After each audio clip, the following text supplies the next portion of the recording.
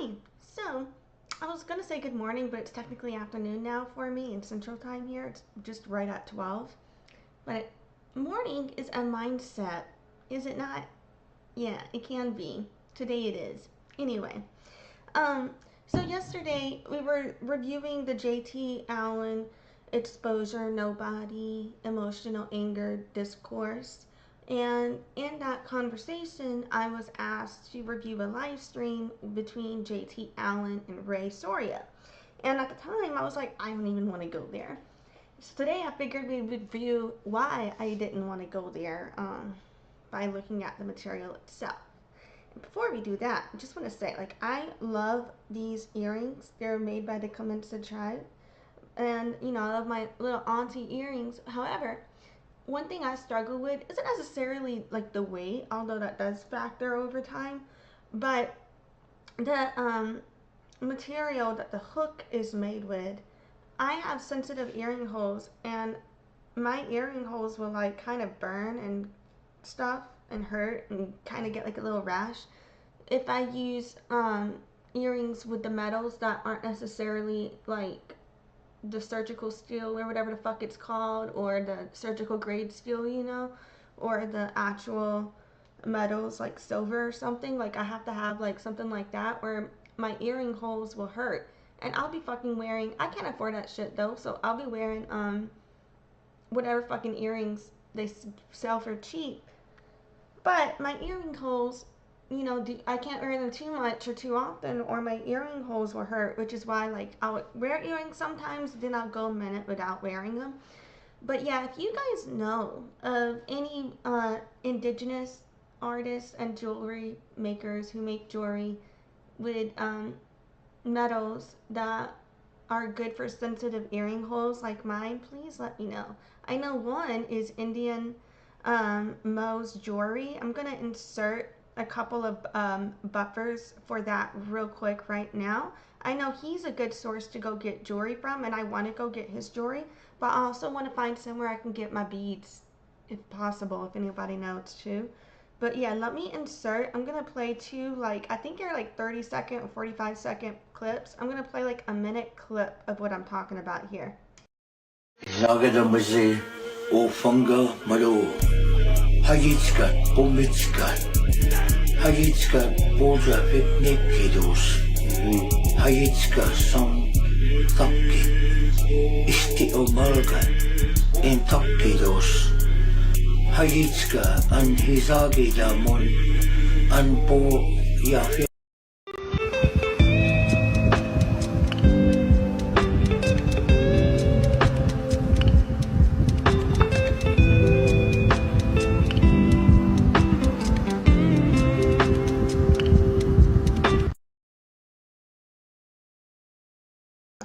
Yeah, so that, and he also does like laser printing, and he does like this thing where he cuts into metal to make jewelry as well. So, go follow NDN Moe on TikTok and get you some jewelry from him as well. But yeah, so basically what I'm about to do though is we're going to address the Rae Soria allegations. Well, I guess, is it really an allegation if you said something and then you posted that you said it? It's more of like a statement of fact, right? At that point, you don't even have to say allegation anymore. I don't know. But, we're going to address the backlash against Rae Soria. Like, how did that happen from my perspective? So, mind you guys, like, I was off the socialization aspect of TikTok between December 2024, I dropped off, and I didn't start really socializing again to the end of, maybe the middle of, towards the end of September 2025. So for like 9 months, I was not around when it comes to a lot of socialization the last year.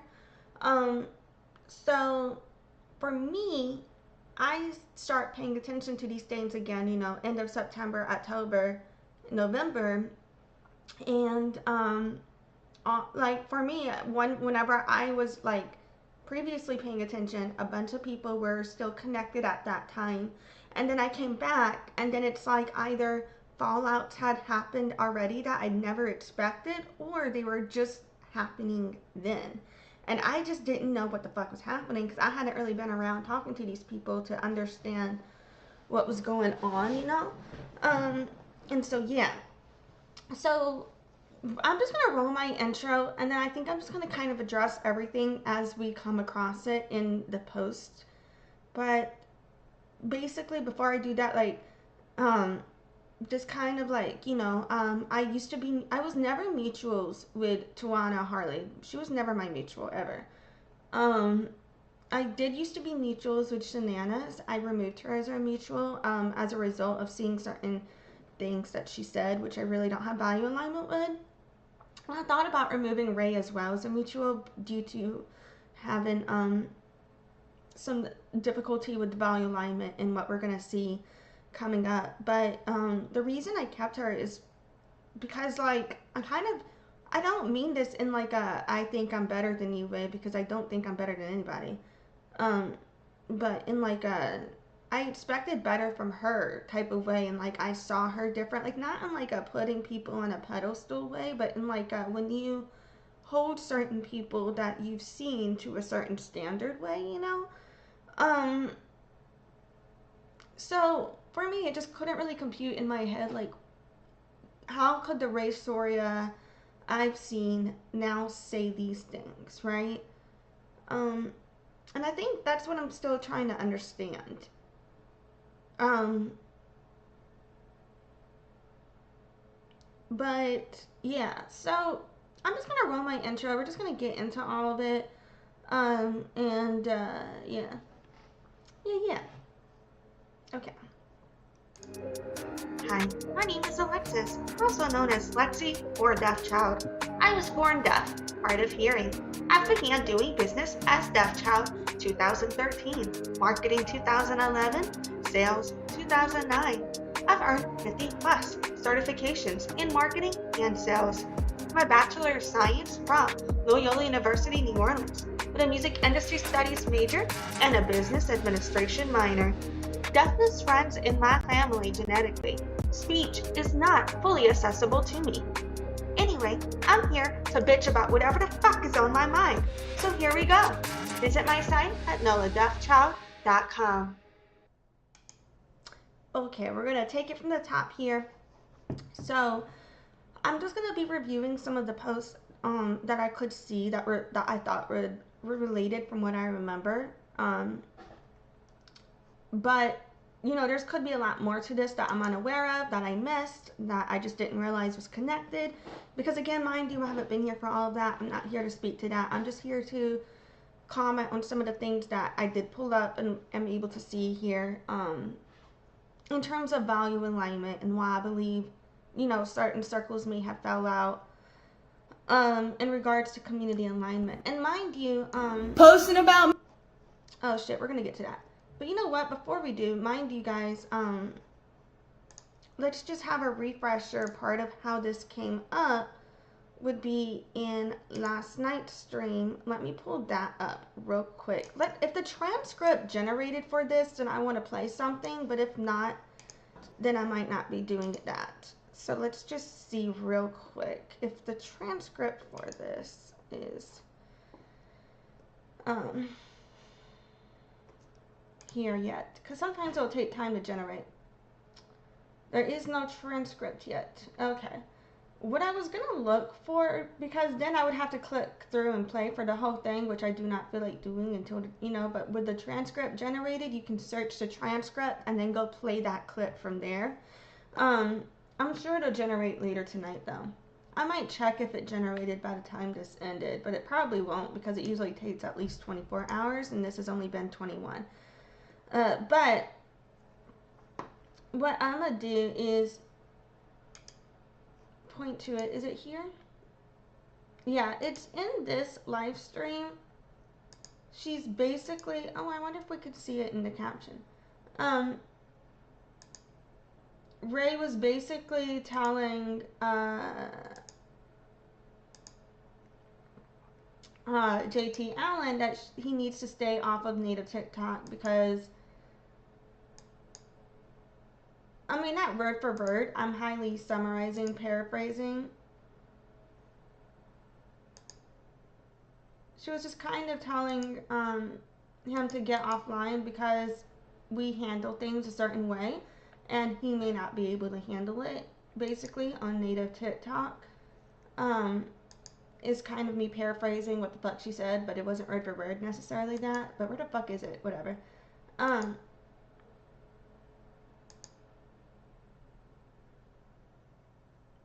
oh, okay, here it is.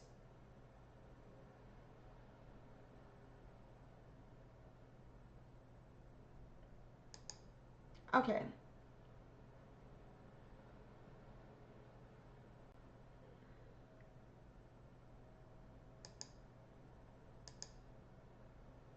I'm just gonna play it from like right here for a second so you can see what I'm talking about. Apologies. You do your best to not get involved in drama, especially when you don't understand the culture, especially when you don't understand the backstory, because things like this will happen, and you as an outsider will be the first one to be looked at because you will be the common denominator.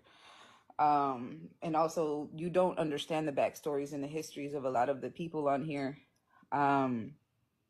No, you don't understand, man. I'm in this space for a good reason. Why? Because I told you in the chat that earlier, I'm telling people about what Mono has done. Yes, I get it, but you involved yourself and you put yourself in a predicament. You made yourself look bad because you just confessed something that was very, very disgusting and pissed a lot of people off, myself included. I mean, I can see why she's saying that because, like I've said before, you know, I extremely disagree with those actions taken. To a point where I would be yelling about it if he was doubling down in any way, shape, or form. The only reason he's getting even some grace from me is because no legal charges were pressed by the person who could be pressing those charges, if she wanted to. So, you know, this is his second chance in life when it comes to that type of behavior going forward. But it's, you know, that does, like, is the type of thing where when someone does do something like that, you do keep an eye on them. Like, no, I'm not going to sit here and be like, well, fuck you, JT Allen. But, yeah, I'm going to sit here and say, you know, like, this is the type of shit that will, if you are known for doing these things, it's going to lead you to the path where people look at you the same way they look at Andrew. So you have to reflect on that. Like, who do you want to be? How do you want to be known for? And then reflect on that with who you keep in your circle, too. You know, like, even though it sucks when you get rejected and you're not for everybody, not everybody's for you either. You need to be your own filter of what is acceptable in your circle too. Like, don't, also, some people spend so much time worrying about what others think of them that they need to start thinking about what do they think of others too. You know, like, and that way you don't fall into a situation where people are judging you for what you did because of your relationship with others, if that makes sense. I don't know. That's why I'm telling you, the bet for you to do going forward and moving forward is to not partake in the drama, not partake in any of that. If you see any conversations going sideways, as much as you like to hear Cheeseman, leave the panel. You could probably stay in the comments or here, but as far as getting too involved, that is not what you need to be doing, especially if you're not a part of the community, because it does put you in a very certain light. And we don't, even though we may fight against each other, we will all come together to make sure that you are no longer in our spaces. And that is not a threat. That is a promise. And I'm just being real with you from somebody that actually understands it and is a part of it. And so now on the flip side, I don't know if the evidence is public for me to fully speak on the allegations related to Rae. But it's interesting how things do change because now it's years later from this live stream, and she's kind of on the outskirts with native TikTok for certain statements that were said. And I feel with her, if she hadn't doubled down in a follow-up live stream on those statements, if she had taken some accountability, she wouldn't be as isolated as she ended up being from native TikTok community. But I do feel she ended up getting isolated because of doubling down. Not only just step one, saying some fucked up things, but then step two, saying she was going to not take those fucked up things back because she stood on that. That combined led to where native TikTok was like, oh, we can't stand by that then, you know? But that's where I think the difference here right now is with JT Allen versus with her, or versus with JT Allen and Mono.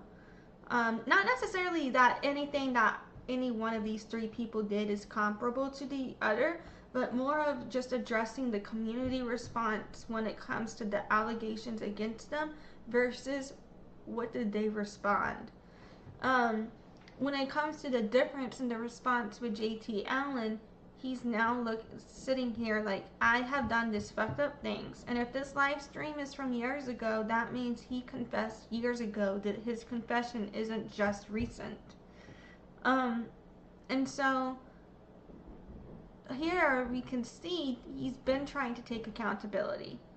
Um, I have not seen a reoffense on a pattern like this since then. If that's the only thing he's done in his life, 10, 15, 20 years from now, I would, no offense to you, Exposure, with all due respect, I would see him more of a dumbass than someone malicious when it comes to this action. But does that change the negative impact of what it did to Chris? No, it does not. It does not change the negative impact. But how I see him is shaped by his behavior. I see him as a dumbass who could cause harm to others if left unchecked based on this event at this time. Do you know what I'm saying? But I don't see him with the same sort of malice at this time as I see with other people. If certain information comes out in the future, maybe my opinion will change on that. But for now, that's kind of where I'm at. And it's not to degrade you or insult you when I call you a dumbass. It's just to say that's where I think you didn't have the intention, but you still caused the harm. You know? So I was trying to go back and forth there between 2x speed with stuff that wasn't relevant and normal speed on what was relevant. I think Rae said something else here. I'm gonna see if she says one more thing before we move on that I think is kind of relevant to the general what we're about to see next. Let me see if that's in here. I wish I could search the transcript right now so I could just go to it. But yeah. Versus when it came to people who knew what they said, knew they were causing harm with what they said, and are still standing on that. I think that's why I made a TikTok. Oh yeah, I am going back to 2x speed, but y'all can go watch this all at the normal speed. It's linked in the description of this video if you want to go see it, if you can't hear it here. But I'm just playing what I want you to, what is important at normal speed to this live stream. You know what I'm saying?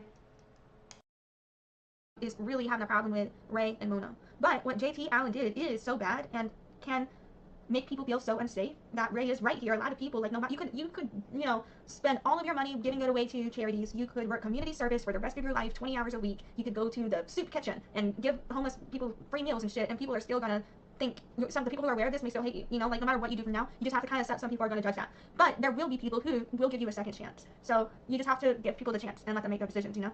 But he said he is a dumbass, to be honest. That's kind of funny. But yeah, we're here now. This fine. Well, what you did isn't fine, but whatever. You know what I mean? Yeah, that's understandable. I shouldn't have got involved in the first place. I shouldn't have done what I did. And I am very sorry. And if she joins this panel, I will tell it to her face. Let me see if I can. I tried texting her about making things right, but Well, she's dealing with life stuff, you know. She's also trying to leave that whole situation and just kind of dealing with life things and not pay that any mind. But I do think it's important for her to hear it from you and for you to take accountability with her from what you have done. So, you know, but I do think that moving forward, I hope this is a very big lesson, because if it's not, the next lesson is not going to be so nice. To don't get in Native people's business. Our culture is rough. You know, we handle each other a specific way because this is how our culture is. It's not, I'm not saying that we're savages and shit, but whenever there is a problem, we handle it. And, you know, to put yourself as somebody who is not a part of that and doesn't have any understanding of it, it puts you in a more vulnerable position that you don't need to be in. And that's, you know, you really got to take account of that. You can't go into every space and just immediately be a part of it, especially when it comes to cultures. You know, you can go onto religious TikTok and be a part of their, you know, community, because it's different.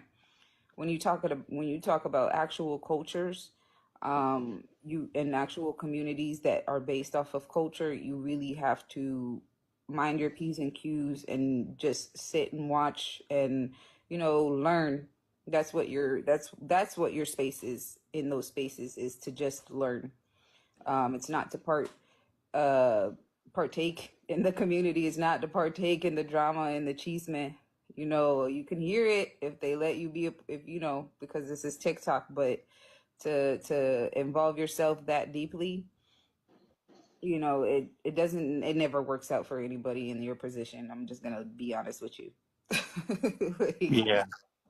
So it's one of those things. You got to be part of the. You got to be one of the cool kids, man. You know, our cultures are beautiful, and there's a lot to learn from them. I don't understand this part though, because she's speaking to you. Okay, I think that's right there. That kind of sums up right here what I wanted to play for you guys. So yeah, so that's just kind of the precursor going in. You know, a few years ago, she was basically telling JT, you know, giving him advice on making amends potentially and on expectation of community fallout or potential isolation based on the ramifications and the consequences of what he did.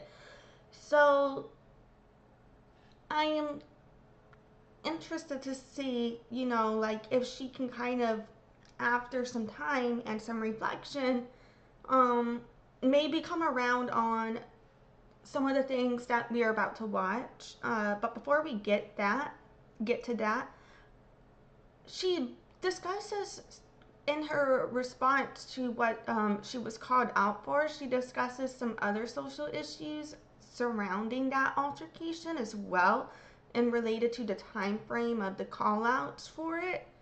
And so I'm going to also address what I think she's referring to, and I think it would be starting here if I'm not mistaken.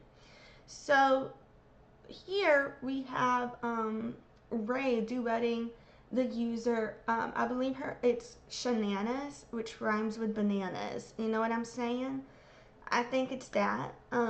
So we're gonna check out this video first. And my live caption has been, you know, kind of glitching a lot lately when it comes to TikTok videos, but whenever the YouTube captioner isn't working, this is kind of what we got. So I'm just gonna put it up anyway and hope for the best, because sometimes it is helpful, for me at least. I don't know, but yeah, we're just working what we got here. Me, but turning your stitch and your do. Oh, hold on. Yeah, let's take it from the beginning. There was like a second in. Posting about me, but turning your stitch and your duet off. Like usual, pussy bitch. Go cry about it, ho. You ain't gonna do shit. Nobody's scared of you. You're always talking about how sensitive people are, but you are one of the most sensitive, always bitchin' ass people I've ever seen. Shut your mouth. And obviously, I was one of the people that said, who even says that word anymore? So now, can't nobody joke with Rae because she thinks she's some big fucking people, so scary ass. Shut the fuck up, bitch. You're lucky that I even thought about you. The fuck? Go cry about it, like I said. Go ahead, report my video and get me a strike on my account like the little pussies do when they get their feelings hurt. Go ahead. Posting about me, but turning your stitch and your duet. Okay, so first this was posted, and you may look at this and it's just like, oh, that's a little wild. Obviously, it's insulting, but so far right here, nothing necessarily discriminatory as far as I realized had been said at this point. So this was the first thing I saw, and I was like, damn, I guess they're fucking fighting.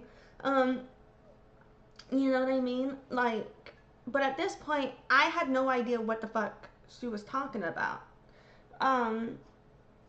So that was what I saw first of all. But here we can clearly see that, you know, there is the issue there in terms of what's been referenced. So now we've got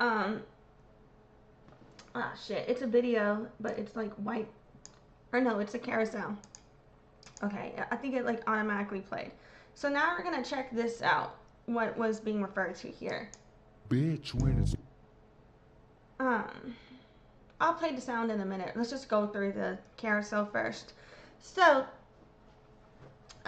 we have here, it shows a bottle of Spick and Span, the cleaner.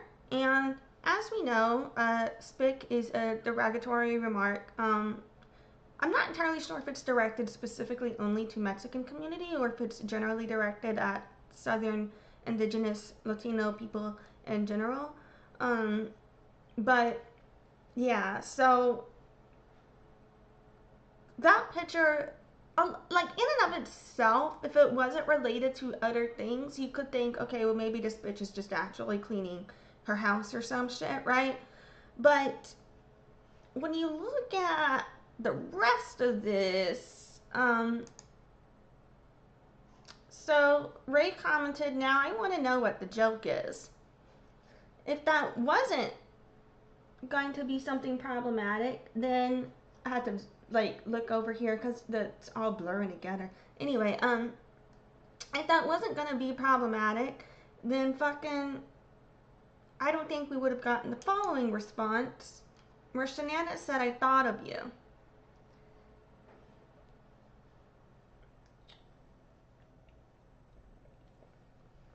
Yeah.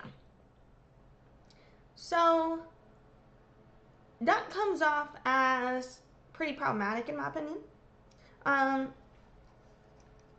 So that's exhibit A with some of the recent altercation here in terms of timeline of events, in my opinion. Nobody's fault but y'all.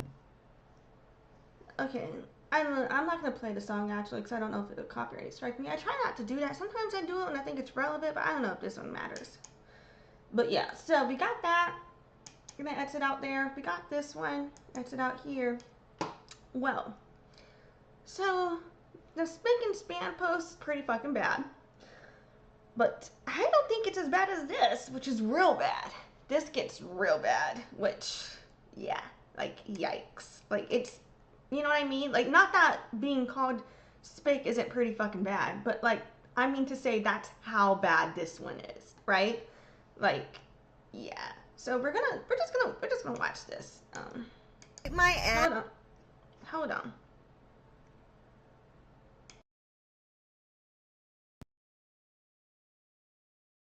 I'm going to America for a better life, but when I get there, I'm not going to stop doing my third world antics. So I'm going to wipe my ass and throw my shitty toilet paper in the corner.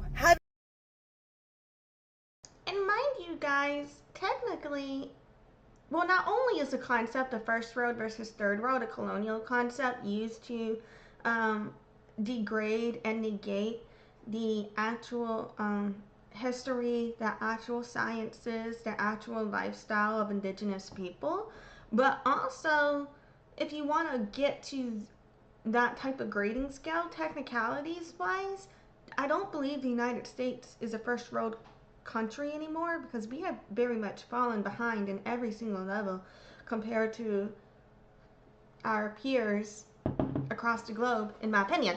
So I feel like this is kind of her shooting herself in the foot there, like you know what I mean? Like now you're just making fun of yourself, like making fun of all Americans right there, right?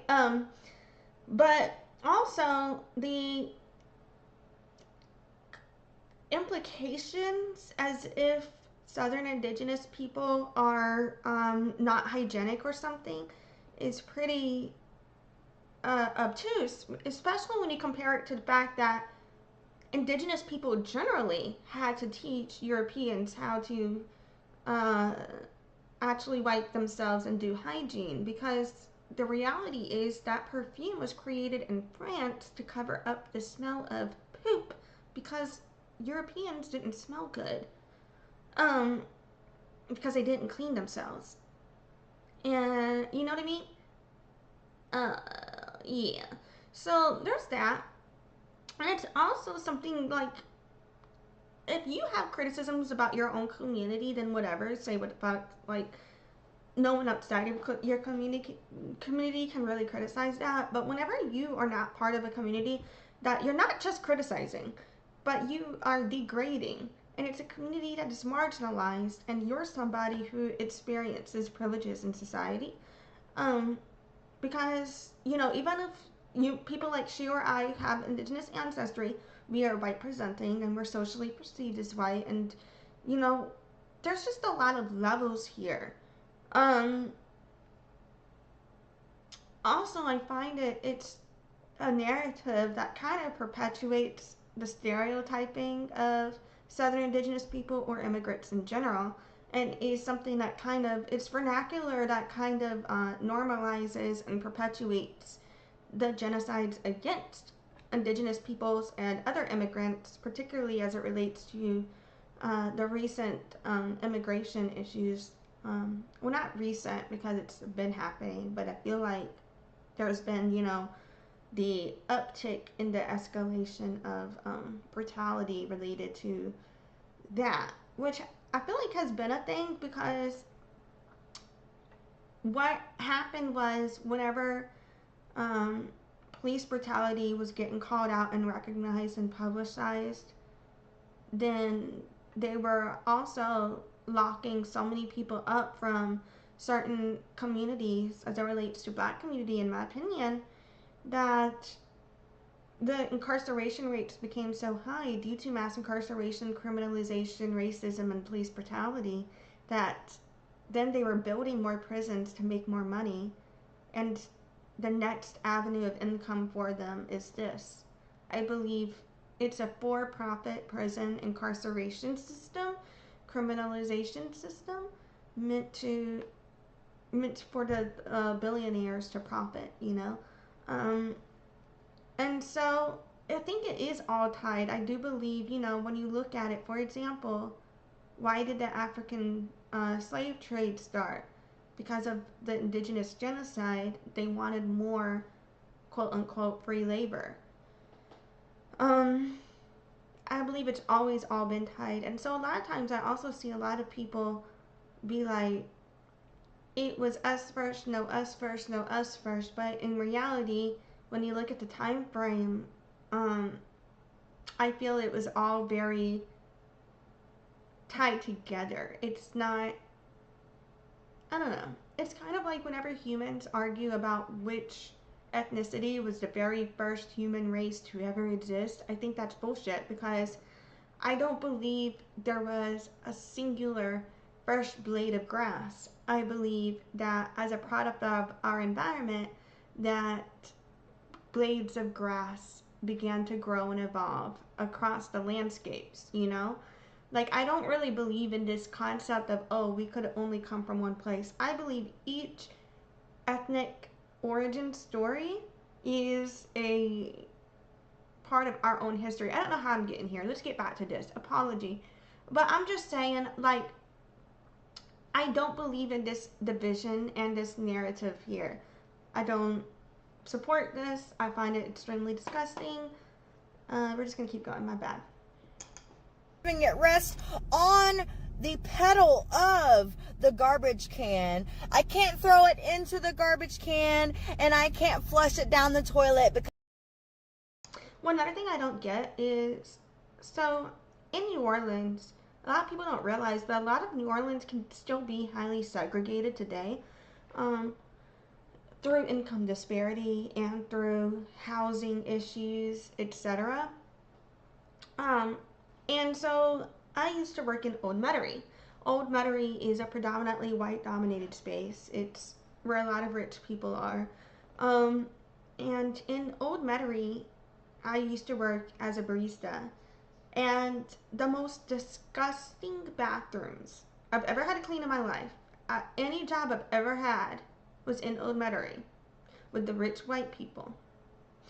Everywhere else I've worked, where the community was more either, like more diverse, more integrated, more just all walks of life, bathroom much cleaner. I just was going in there to keep it sanitary. I didn't actually have to clean disgusting things, Maybe the bathroom got clogged every now and then, but you know what? That human beings, that's happened. That's not necessarily always completely disgusting. It's just a human thing. I mean, it's gross, but not, you know what I mean? Like levels of gross. Versus like at PJ's, the girls would be smearing their tampons everywhere, and it's white women, older white women a lot of times too. They would be shitting everywhere, smearing their tampons everywhere. It was the white people, in my experience. In the service industry, what I've had to clean up after, it's always the white people. So I don't even understand this stereotype here, because I feel like it's a lot of self-projection of the community she may be used to being around. You know, I think she's self-projecting white behavior onto other communities, because I don't see that from other communities personally. That's just my opinion. Because that's why my bum ass dirty country is the way that it is. So I'm gonna act. Have y'all seen New Orleans French Quarter? It's fucking disgusting. There's literal feces, human, there's puke everywhere, feces everywhere, pee everywhere. Do not step in any liquid in New Orleans. It's mystery liquid. Don't step in. Never. No. If you step in some mystery liquid in New Orleans, you need to go you need to go sanitize. You need to go, like, do some sort of, like, I don't know, like, prayer over what the fuck you just stepped in, because no. Like, America, United States is the most disgusting place.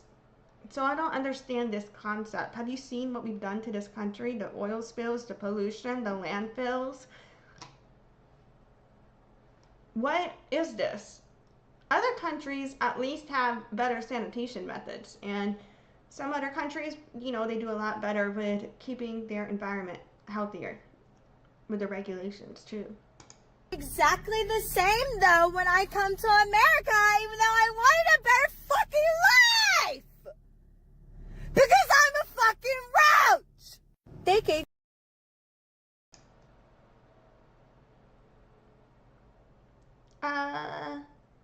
I feel like calling indigenous people a roach, calling immigrants a roach, is a form of racism and xenophobia, in my opinion. I wonder if she's self-projecting how she feels about her own family as well, considering I don't believe she's fully indigenous, therefore she's partly an immigrant. So is this how she feels about her family? Is she talking about her family now? That's what I'm gonna assume. I think she's talking about her people, where she comes from, because unless you're completely Native American, you're the immigrant as well. I'm part immigrant. Yeah, I'm part European. My mom's European. Me free health care, but I don't use it. Instead, I make everyone smell my third. What the fuck who the fuck she think gets free health care? I don't think she's aware of the difficulties in the United States, particularly for immigrants right now, and how much better healthcare can be in other places of the world. Third world necrosis pussy and stink up the whole bathroom at work because that's a. You know what's interesting? At the last office job I had, a white woman literally got fired, and part of why was because she smelled so bad that no one was trying to be rude, but she smelled so bad that people literally could not sit into the office next to her without smelling her. It was bad. And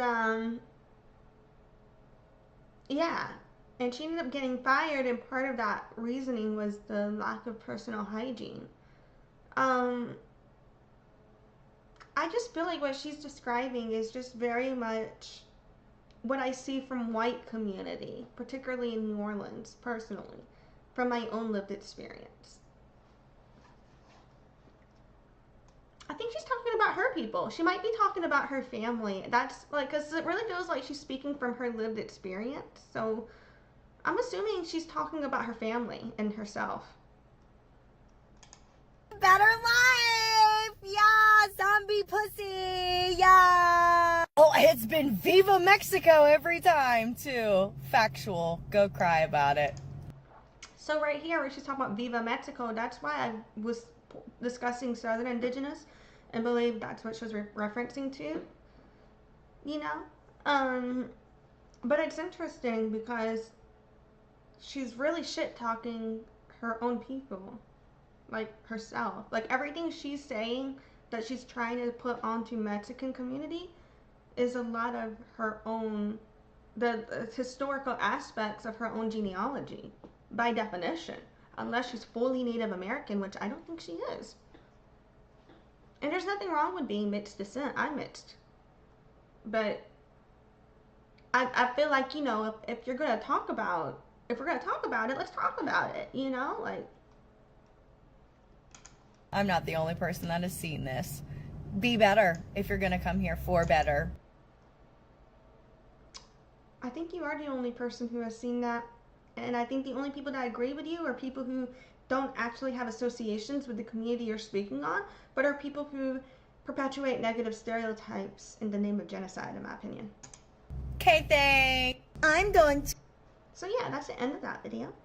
And so, yeah, so from looking at this, you may think, now we're gonna jump to what did Rae get called out for? And you may think, how was all of that connected to that? I'm kind of wondering the same thing. If I'm not mistaken, I believe these things come back up. So we're just gonna watch and we'll see, and we'll see if I remembered correctly.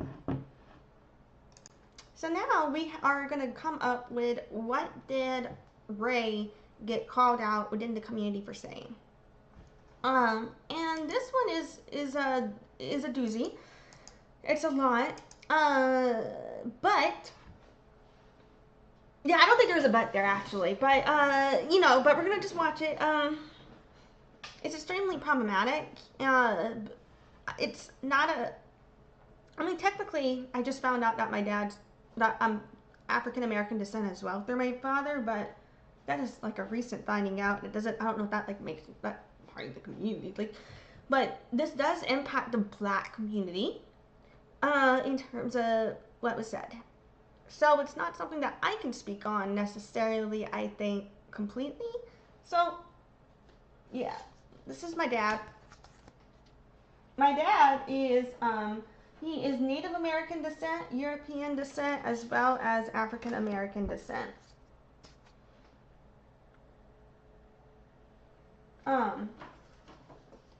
And so, you know what I'm saying? And what's funny is because whenever I was little, I had these friends from Mexico, and they met my dad. They're like, "Oh, so your dad's Mexican?" I'm like, "No, my dad's not Mexican." But you know, when you're kids, like you don't know about like all the aspects of history and shit. Those are my parents. You know what I'm saying? Like just to show you guys like my aspect for speaking on all of this. My dad, you know, so. Yeah, fucking. So we're just gonna watch this. We're just gonna watch this, and we'll discuss it as we go.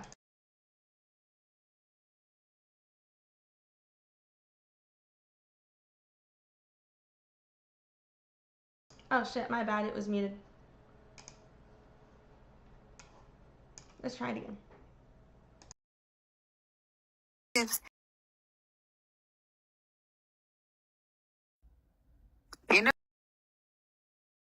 You know what? I've given the space and the opportunity for motherfuckers from the Black community to space and voice their concerns and their perspectives and all this bullshit. But the fact that these motherfuckers had the audacity to sit here and do the things they do to indigenous people and say the shit that I literally just got out of a live where this motherfucker was really trying to say some shit about indigenous people as if Black people are the most oppressed on this landmass. And motherfucker, this ain't even your motherfucking landmass. So, a lot more was said, you know, and we're gonna watch the rest that people also are criticizing, but this is where it really all began right here. Because it sounded as if she was referring to the entire Black community, not just a specific group of people that have these beliefs. And I think right there is where a lot of people began to have a lot of problems, because it would be one thing if you're sitting there like, Okay, so I'm blanking on the name of it right now, but there is recently a movement of Black Americans, of African Americans who are claiming that they are the only real Native Americans, that other Native Americans, all Native American tribes, that we weren't here, that we didn't exist, that we are not Native Americans, and that they are the only real Native Americans. Um, and they'll be claiming that the reason they're the Native Americans is because the people from the tribes that are still here today, they were actually African American. They were actually black. They were not Native American is what they say. That's been a recent thing. And so on TikTok or on YouTube or in any space, even on Facebook, there's like these groups with thousands of people in it pushing this narrative. And now there's this singer who has this movement in part of her song. And the entire movement is now trending. The flag for it is trending. I think it's like the Soulani movement or something like that. Let's pull that up.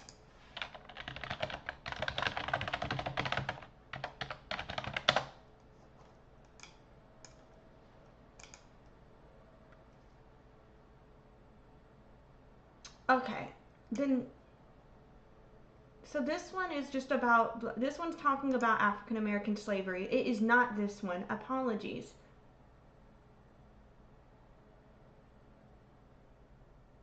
But what do you mean Native Black Americans? That's where I'm confused, because a Native Black American would be an African American descendant. Not, if you're a Native Black American, that would mean that you would have indigenous ancestry and know who your indigenous ancestors are. Otherwise, you're an African American descent. You know what I'm saying? So I think that's where a lot of indigenous people have an issue.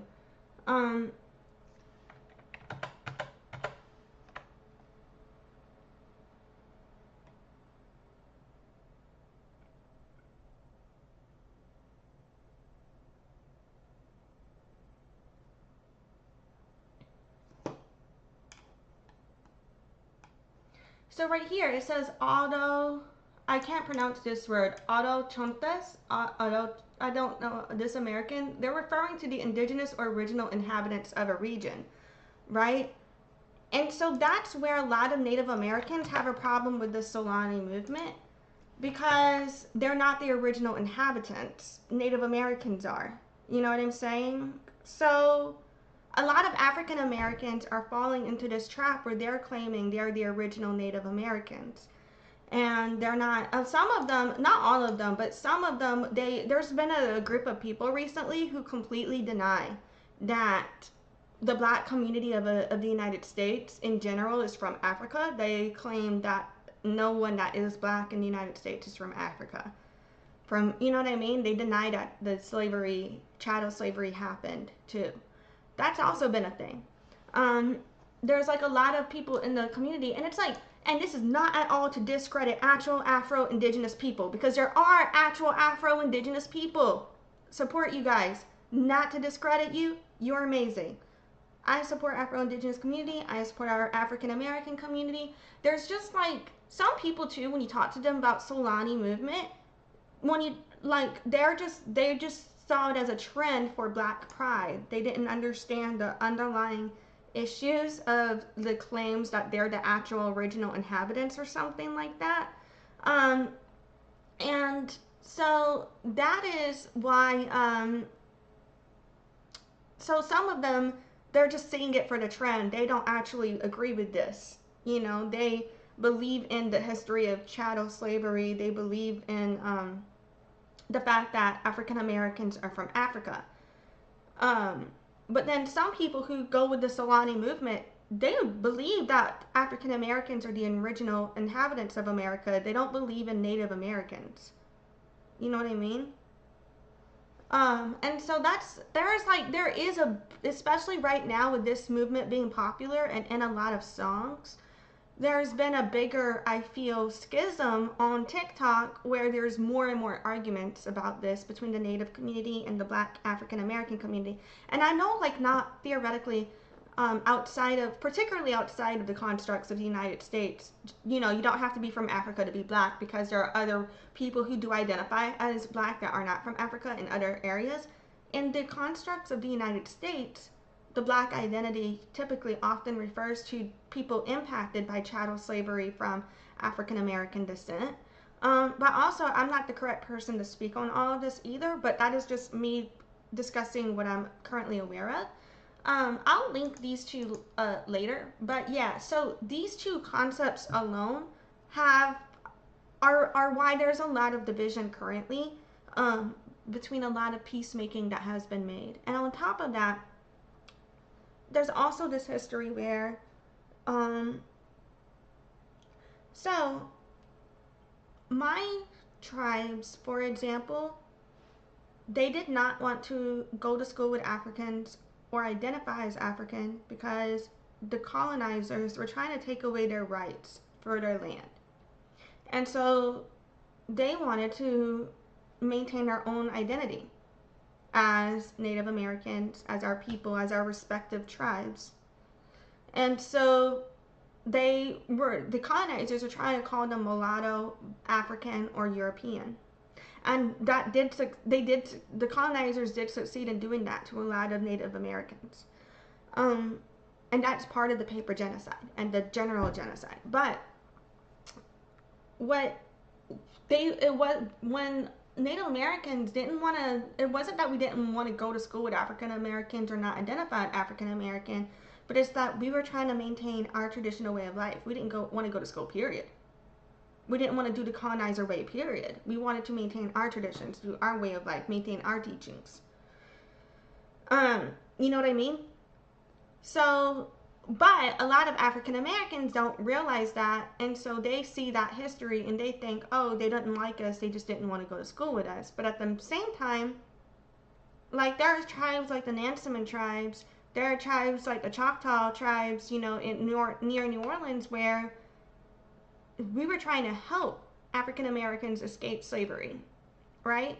But then on the flip side, there are exactly 5 tribes that had African American slaves, and a lot of other Native Americans are judged for those tribes. But there's like over 1,000 Native American tribes. Only about 500 are actually federally recognized in the United States.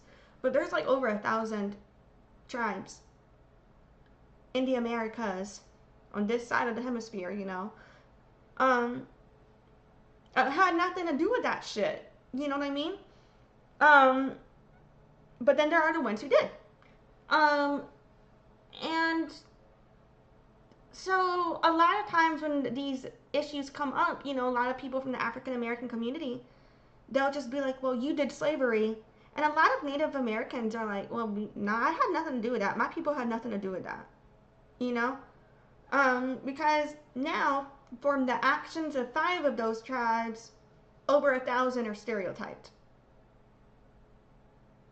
And there's always like a big debate about who is more oppressed, Native Americans or African Americans. I disagree with that. I disagree that either one is more oppressed than the other. I think we're both just fucking oppressed, and that there are times where individuals have the ability to weaponize that oppression against another. So there are times when Native Americans or African Americans, I feel, could be racist to each other. Because even if you as an individual don't have social power, you may be weaponizing the influences of power dynamics in society against the other, you know? And so, yeah. But I do not believe that for example, Europeans experience racism.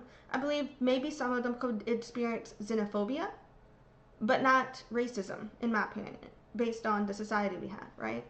At least not, not for being white. if you're a mixed white presenting person, I do feel you may experience some racism for the other ethnic background you may have.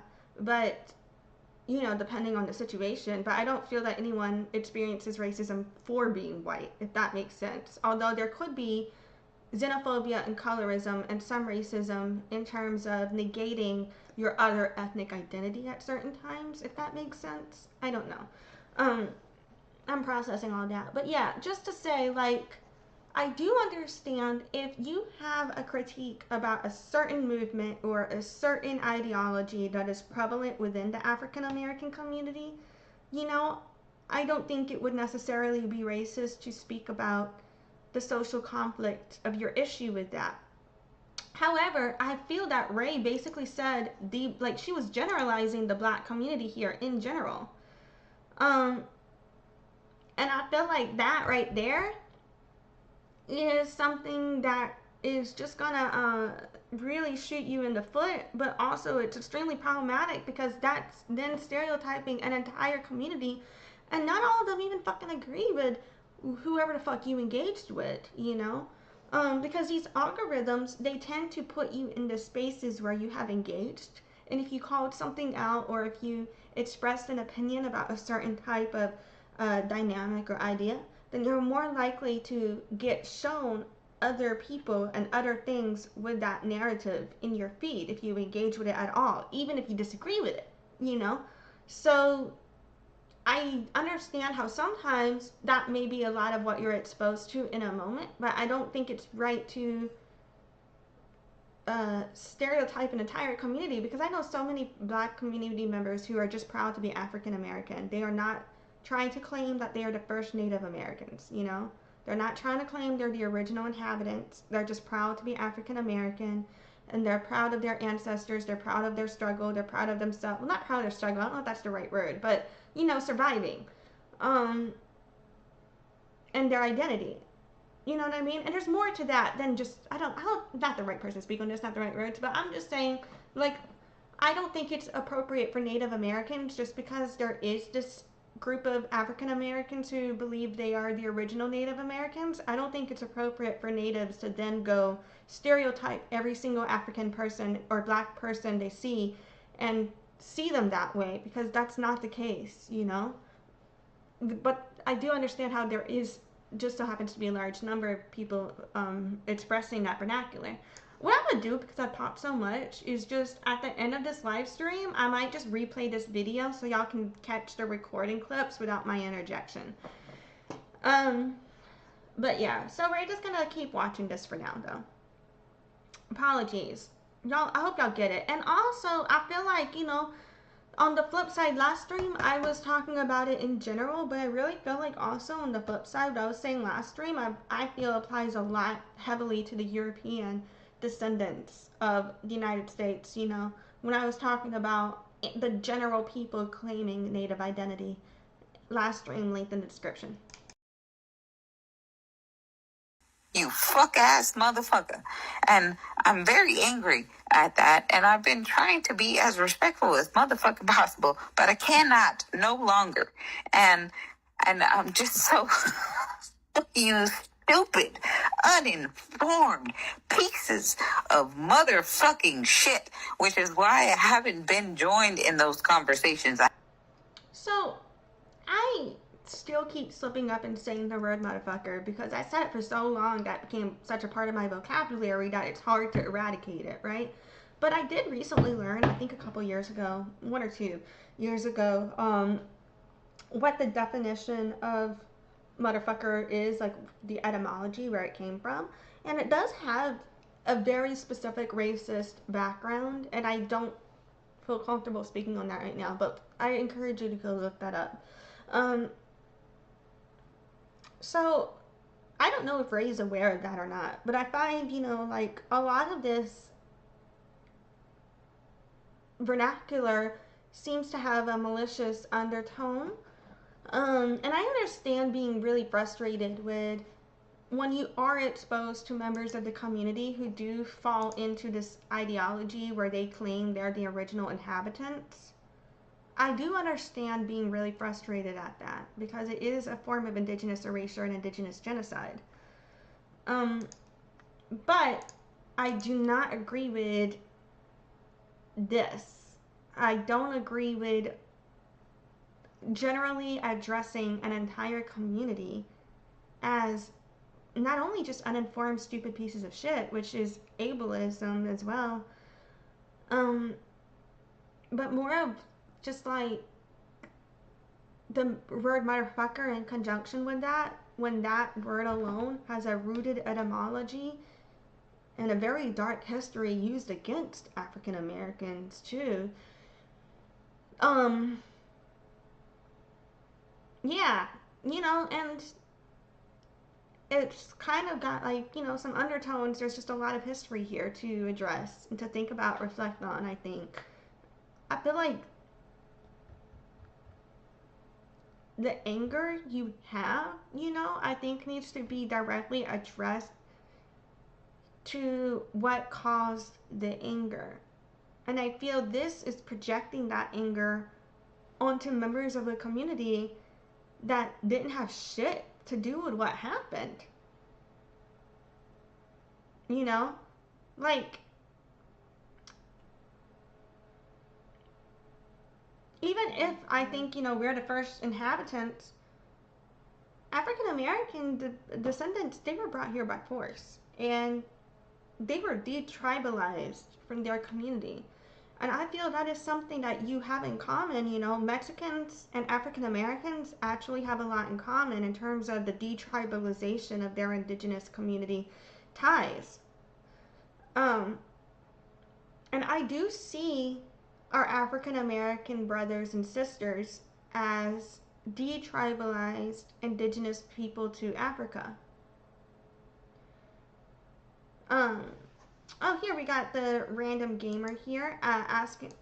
Damn it, it didn't work. I was hoping it would work. God damn it. That's unfortunate. I was trying to fix for the chat.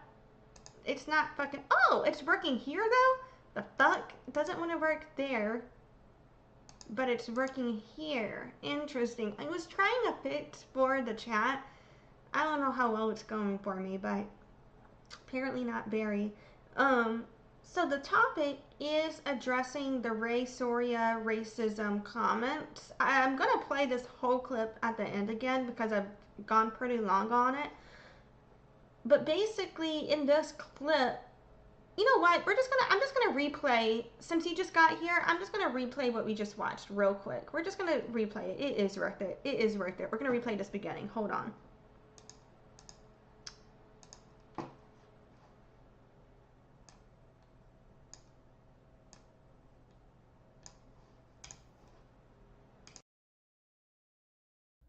You know what?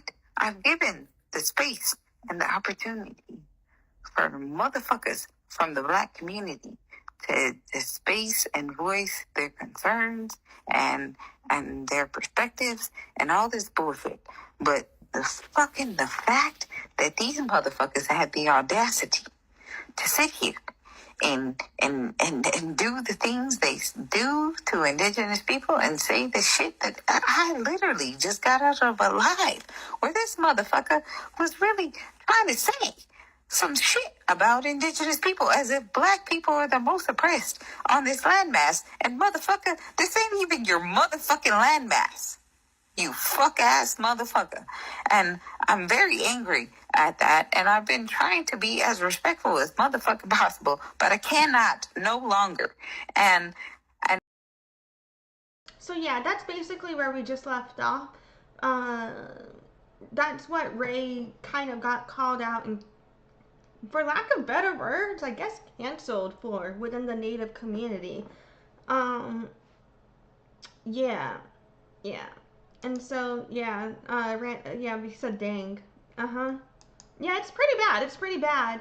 And what she says after this is a big part of how she, I feel like even though how bad this is, she could have had a chance, I feel, if she were to, not to tone police her, but just to express where I feel she could have salvaged relationships with community,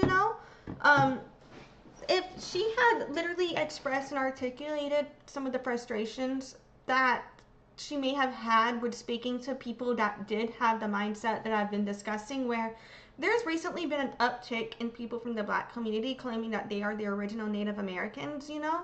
Um, and so, and that they are the original inhabitants of this region that we are not, you know? That's been a recent trend. And so I believe this ideology and this mindset is how Rae got here, is what I think could have happened. And I believe if she had focused only on addressing the issues with certain members of the community by focusing on the ideology and the movement to address rather than the entire Black or African American community, which may have had nothing to do with it, then I feel, you know, that could have gone a different direction. And if she had done that from the beginning, or if she had in the follow-up to this say, look, I was upset and emotional and speaking out of anger, and it's fucked up, and I'm sorry, but the reason I got there is because of that movement, and I was really only frustrated at that movement, and I should not have taken it out on the entire community. That was racist and fucked up. I'm sorry. Like, if she had at all expressed something along those lines, I do feel, yes, there would be a certain group of people, like, that was your fucking default, though, so fuck you, that's racist. There will always be that, but there would be other people that would be like, look, I've said fucked up things out of anger before myself. I'm going to give you another chance if you do not double down on this concept. There would be people giving her a second chance, I feel, if she had taken that route, but we'll see where it goes. We're just going to finish watching it for now. I'm just so you stupid, uninformed pieces of motherfucking shit, which is why I haven't been joined in those conversations. I haven't taken part, because if you really want me to voice my opinion on your dumbass ideology, of your dumbass perspective of these things, then bitch, I will. Because in the beginning of this conversation of anti-blackness, and we were here firsters, bitch, I was anti-black. Damn, this thing is not fucking working. I was trying to fix, god damn it, I was seeing if it would work again. Okay, back to the original chat issue. So the gamer said that Rae is the same person that said autism is not a disability in her opinion. Did she say that? I haven't seen evidence of her saying that, but did she say that? If she did say that, that's extremely ableist and fucked up. I had no idea she said that. If someone says deafness is not a disability, I understand, because there's a lot of people in the deaf community that don't feel that way. But, you know, we only have rights under the United States being labeled as disabled, right? But I know a lot of people within, I don't know if it's okay to say something about the autism, you know, like, I don't know, I'll have to reflect on that. Black. Because of the things I was acknowledging and saying, and I have refrained from being a part of those conversations. Specifically and foremost, because what the fuck I say is going to acknowledge your dumbass bullshit as your claim to being the blueprint and the most. So I can understand frustration where she's talking about the blueprint concept, you know, because of the idea of the out of Africa theory. A lot of people believe that all humanity formed from out of Africa. But a lot of Native Americans, we have our own creation story, so we consider that as part of something that would contribute to indigenous erasure. And there is a lot of archaeology and evidence to back up each indigenous tribe's respective creation stories. My personal belief, as I discussed before, in terms of kind of acknowledging and coinciding and everything with all of these beliefs, is I don't believe it was one over the other. I don't believe there was a single Native American tribe necessarily. I mean, there could have been, but generally speaking, I don't believe it was like Native Americans, Africans, Asians, Europeans, which one came out first. I don't believe it was like that. I believe we are like blades of grass. And, you know, I understand that the continental drift and the way that the continents drifted to change for the different types of formations of what we call the not American, but the Earth land masses over time. Like, for example, how we got from Pangea to here. That was millions and millions and millions and millions of years apart, right? So I understand that where humanity evolved, it wasn't that far back. So it's not like that. But we still did not have the exact same landmass structure we see today, though it was very similar, I feel.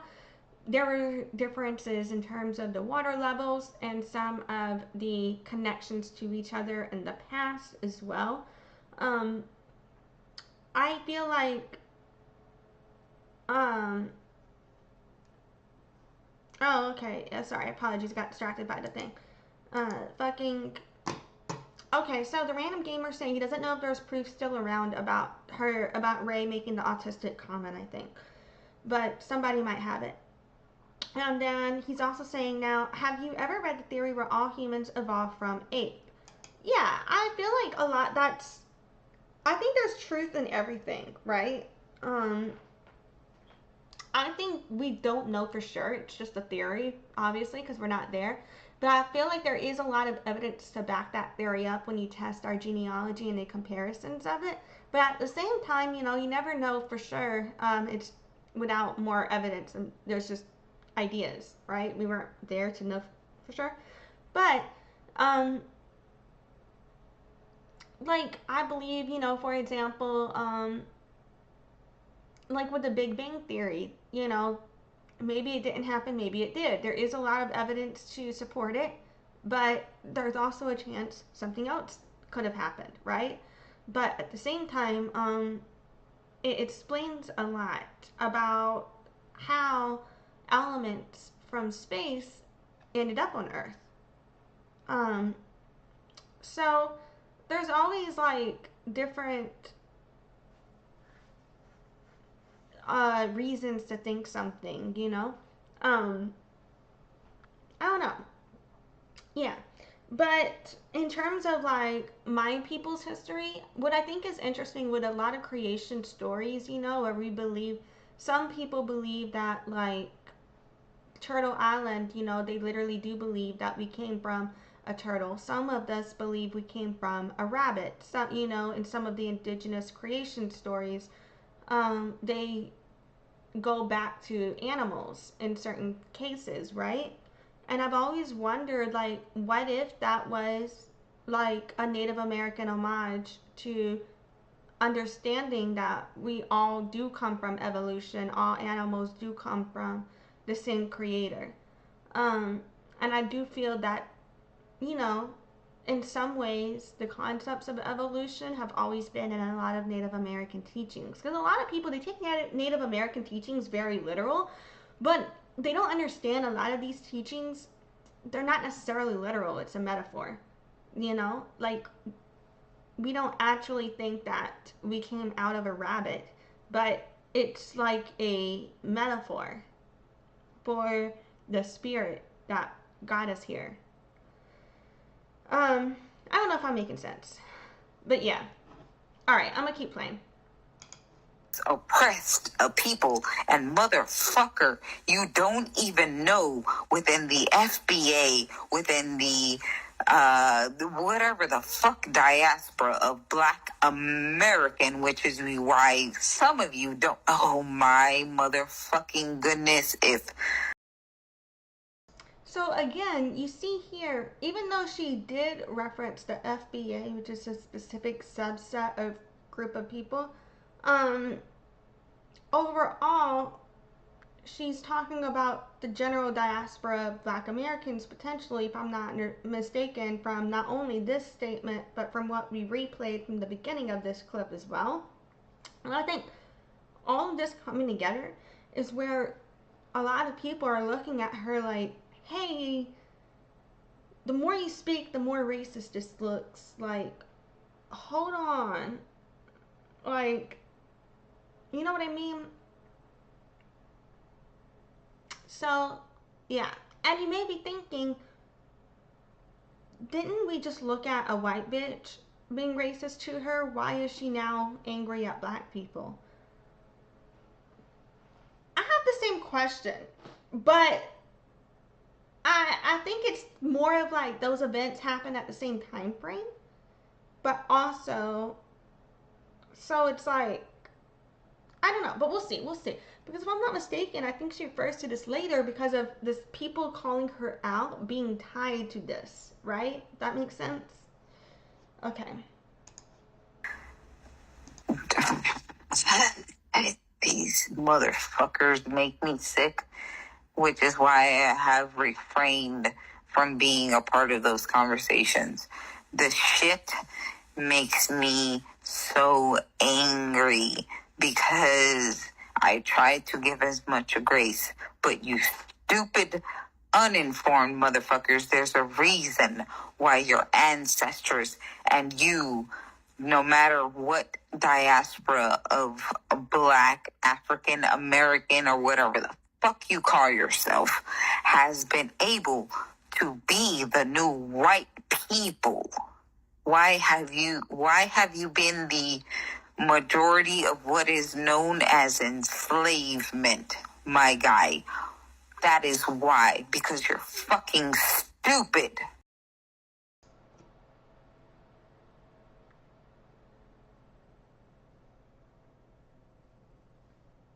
That's bad.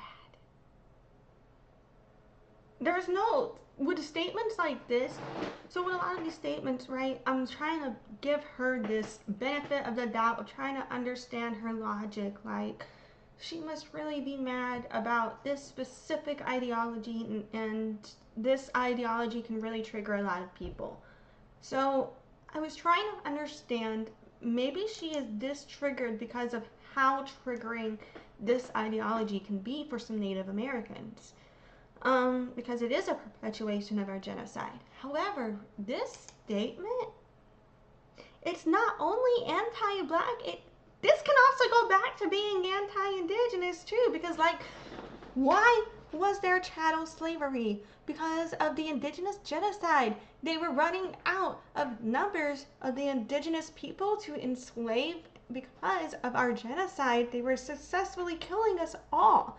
So this statement she's pushing onto African Americans and their ancestors for dealing with genocide, for dealing with slavery, for dealing with these human rights issues, it's just as if she was saying the same thing about all Native Americans as well, in a way, because if you think that about them, because they were experienced genocide, what the fuck you think about us then?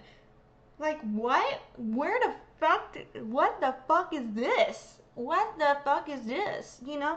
This one is pretty fucking bad. It's very racist, because there's no superiority difference between a Native American and an African American. You know what I'm saying? Like, none of us were oppressed more than the other. I understand frustrations when it comes to our history of genocide, of why we feel somewhat territorial over the concept of the land back movement and our human rights being tied to the land grab. So I understand to a point where she's like, this isn't even your land. To a point, I understand where some of her frustration and anger could have come from, or may have initially began. But what I cannot understand, what I cannot fathom, what I cannot find a logic or a reason for, is how this escalated against this type of vernacular towards the entire community.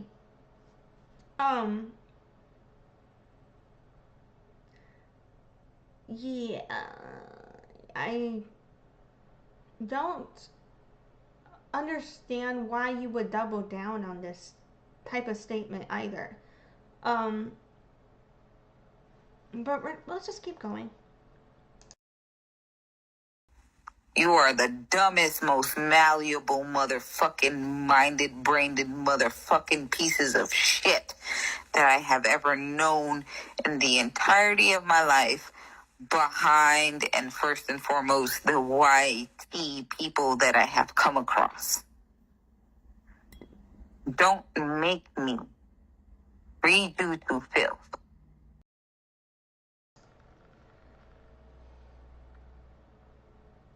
You know, when people speak generally on white people, I don't feel it's the same as speaking generally on African Americans, because white people generally have upheld and participated in colonialism and maintained a structural society where they benefit from this. Our Black community, our African American community, are people who have been oppressed by that very system. And I don't feel it's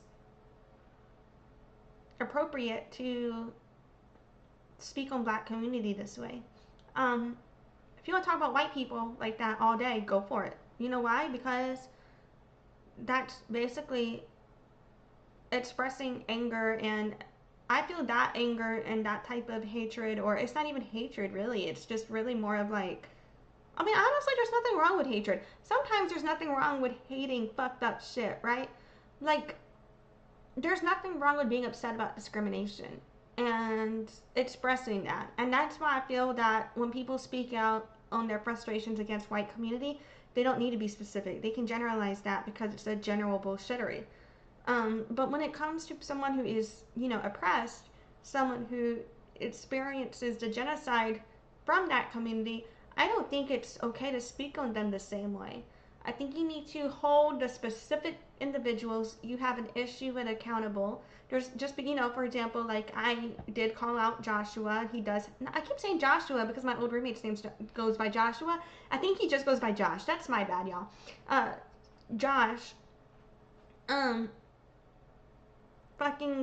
So, like, he does happen to be a member of he does happen to be African American. I did call him out because I was specifically upset about some of the ideology I felt he was supporting related to Mono. But I'm not sitting there like, just because I have a problem with this one individual speaking against all Black community members or all African American members, right? Like, you can, just because someone is from a marginalized community doesn't mean you can't have a problem with them or call them out for what the fuck they did. But you can't just go stereotype an entire community because you don't like one person. You can't just project all of this onto the entire community because you have a group with people who perpetuate a specific ideology, because it's not a monolith, yeah. There's just a lot that I really disagree with here, and I have a hard time understanding how Rae, who has put so much energy or effort into speaking out on anti-racism, is now, it's one thing to slip up. We are human beings. It is not possible as a human to be aware of everything that you're doing wrong with anti-discrimination. You have to be able to learn. You have to be able to go on a learning journey. You're going to fuck up. You're going to say something that's discriminatory, whether it's racist, ableist, sexist, something.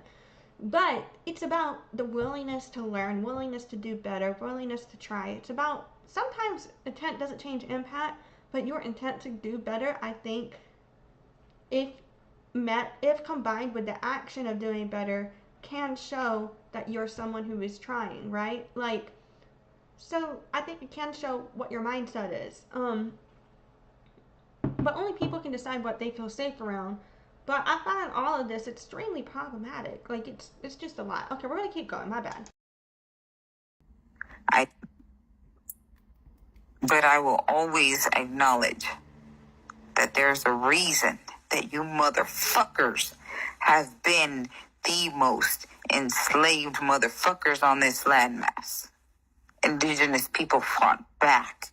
Indigenous people had the smarts. Indigenous people are the... African American people also all fought back. We're also enslaved as well. They just killed so many of our ancestors that, were who's left. But, what? More of them survived. How about that? So are you calling us stupid now because our ancestors died? Like, what is this? I don't understand, because while she's trying to act as if Native Americans are superior to African Americans, her ideology also negates the history and could be used against Native Americans. Like, it's just, I don't understand this. Blueprint. The only reason that you think that you created something is because you are the most malleable minded motherfuckers, which is why actual African people from Africa look down on you pieces of shit. I'm so angry. I don't think it's appropriate for someone who is not actually part of the community to speak on the issues within the diaspora of that. Just like I don't feel it's appropriate for people outside of Native American community to speak on that, or hearing people outside of deaf community, you know, like, it's just like, it's very similar to when, you know, for example, if somebody's culturally appropriating and Native Americans are calling them out, there will always be a Native American who's like, I'm Native, and it's not racist to me if this white person wears a fake costume headdress. Like, no community is a monolith. We're always gonna have debates, altercations. It's just, I don't feel it's, if you're not part of the community, it's not your place to speak on those diaspora issues. It's an inter-community issue to push forward. Because there's going to be things you don't get. It's not your place to get it. It's not, doesn't affect you. At this point, I'm not racist. I can guarantee you the fuck that. But I don't think she wants to be racist. I do think she's got some racism to work through towards the African American community. And that this is evidence of it. I don't think necessarily, you know, just because you have been racist before, that means you're always going to be racist in some ways, you know, if you're willing to learn and do better. But I do think part of being anti-racist is acknowledging that under the colonial system in which we've all been brought up in, we all have racism to work through, and we all need to do our own anti-racism, anti-discrimination work to deconstruct the discrimination we've been assimilated into repeating. You know what I mean? Like, that's part of anti-discrimination, is acknowledging that we have discrimination inside of us that we have to fix as individuals. You know, like, I discriminate. I'm learning not to. That's every human being under this society, because we are raised in a society in which discrimination is normalized through things such as the media, our school institutions, our work systems, our healthcare systems, everything, you know? Knowledge reality, and you stupid pieces of shit are the reason why you are the most malleable brained motherfuckers that I have ever met on this planet. Every single fucking one of you. So when she was addressing black community, and then she's saying every single one of you, that's where it looks racist. Because if you don't like a single person and you're like, hey, Tim over there, Tim, you're a malleable-minded piece of shit, fuck you. No one's gonna give a fuck, because you know what? If you don't like Tim, who gives a fuck? We don't know what happened with you and Tim, but y'all can have your issue. You see the difference, right? Versus whenever you're addressing an entire community and then trying to say, everybody from this race that I'm not a part of, from this ethnic group that I'm not a part of, from this community that I'm not a part of, is a malleable-minded, dumb piece of shit. But that doesn't make me racist. That looks as if you're not taking accountability for your action, or if you have some sort of cognitive dissonance between your intent and the impact of your action. And it's not to tone police you or say you can't be mad about some of the underlying social issues that could have led you here, but it's more of a reflection on, just because you're mad at specific members of a community doesn't mean you can say these things about every person in that community. And comparing an entire community to Native Americans is also problematic as well. When it comes to people who are oppressed and marginalized, and when you're putting down that other community while trying to say the Native American community is better than them, when you're using genocide as a means to do so, everything that you push on them is something that can be flipped back on us. And so it also seems to look as if you need to work through some issues where you may be angry about your own history too. Because, you know what I mean? Like, how are you judging someone for experiencing genocide when you went through that? I don't know. That's just me. I'm done being nice. I'm done being so understanding. There is the reason why your enslavement lasted as long as it did. And this is why. That's like saying there's a reason Native Americans don't have our land back right now. It's extremely disrespectful. It ignores all of the oppression, all of the atrocities that we've gone through. Why? Because you don't know who the fuck you are, and you deem yourself so much of a thing that you are actually not. I'm sick and tired of stupid. Acknowledging stupid from the Black community does not mean I'm racist. It just means I'm fucking... Reality is reality. Well. So, yeah, that's the end of that clip there. I think she she's saying a lot of racist things, but then she's saying it doesn't make me racist to say racist things, right? Is what she's kind of saying here.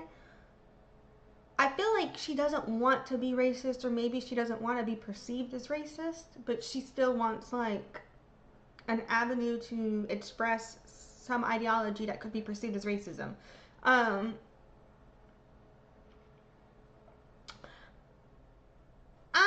think you need to acknowledge where there are times, for example, like, I've had people use deaf slurs against me, and I say, hey, by the way, this is discrimination. And then they'll come right back and say, well, you're being racist to me. And I'm just like, please let me know what I did that was racist so I can do better, because I don't know what the fuck I just said that could have been racist, right? Like, so there are times where I do kind of understand where in this society people will just call you racist, kind of sometimes to deflect from their own behavior, I think.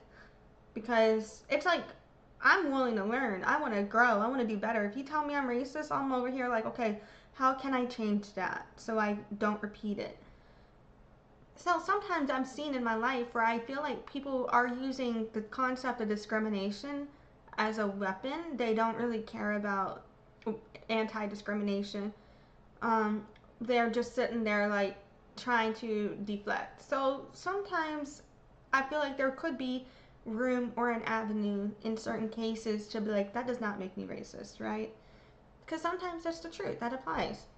But in this case, you can't generalize and stereotype and degrade entire communities that are marginalized and oppressed and then say that doesn't make you racist, because by definition that is a form of racism, particularly when you're weaponizing white genocide against them as logic to do so. That by definition is weaponization of a colonial power over an oppressed community, which is racism, so I don't think that Rae is processing the full implications of her words here. I think she's so angry at the indigenous genocide erasure issues that she's not able to sit there and think clearly about what she just said, perhaps, or if it's unintentional. If it's unintentional, that's what I'm assuming. But if it is intentional, then it's just like you are really doubling down on some fucked up things and then trying to act like you didn't just do that, you know? So I can't speak to her intention there, but we'll look at this follow-up video. I'm gonna just play this again right before I roll out my outro after I conclude, so you can just kind of take in the whole vernacular without my commentary. But yeah, so next up, I'm gonna play this from Toxic TikTok Unveiled. It is Threatening. It is Rae Soria doubling down.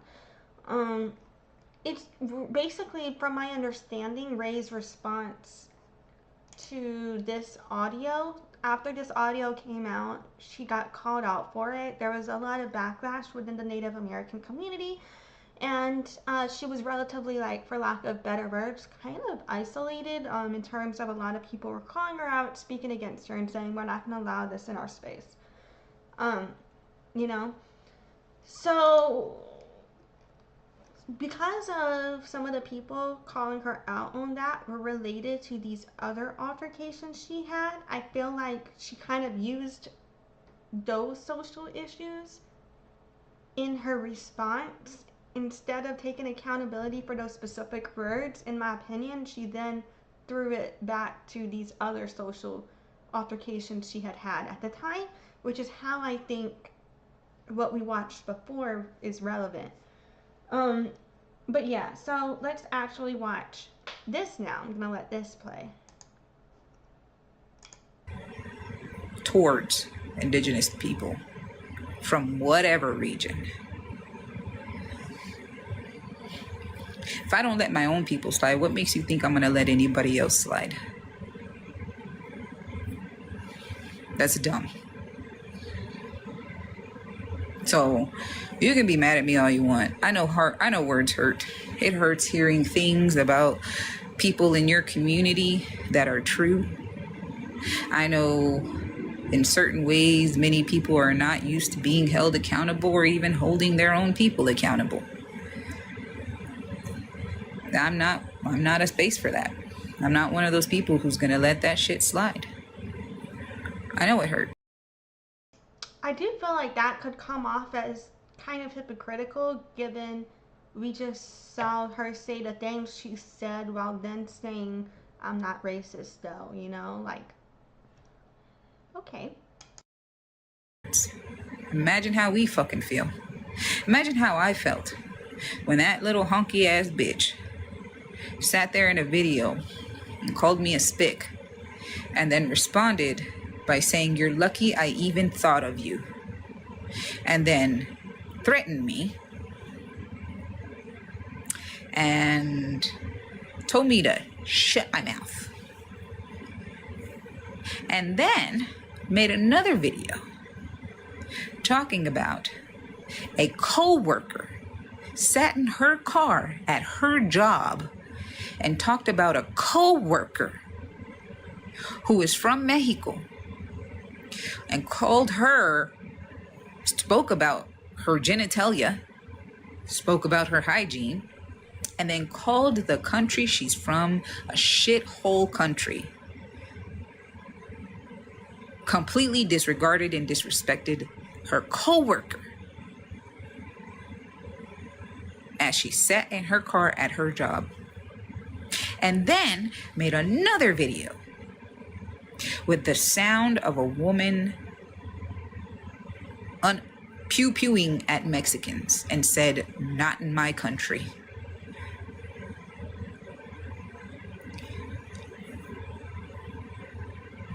And that's the woman that, in order to deflect from what she did, instead of answering for what she did, she just said, third world. Yeah, she called it a third world country when it's fucking connected to this continent. So is Canada a third world country? Is the United States is getting there. United States is a third world country. It's not, you know what I mean? Like, it's just, it basically, like, yeah. I don't feel like this logic, it makes sense to me, but whatever. Like, whether or not you're part of this continent doesn't change your economic and government system and all that. But, whatever. But yeah, so this is, you know, right here where we played all that material before. It's coming back into play here. And then the other video that we just watched from her is also addressed as well.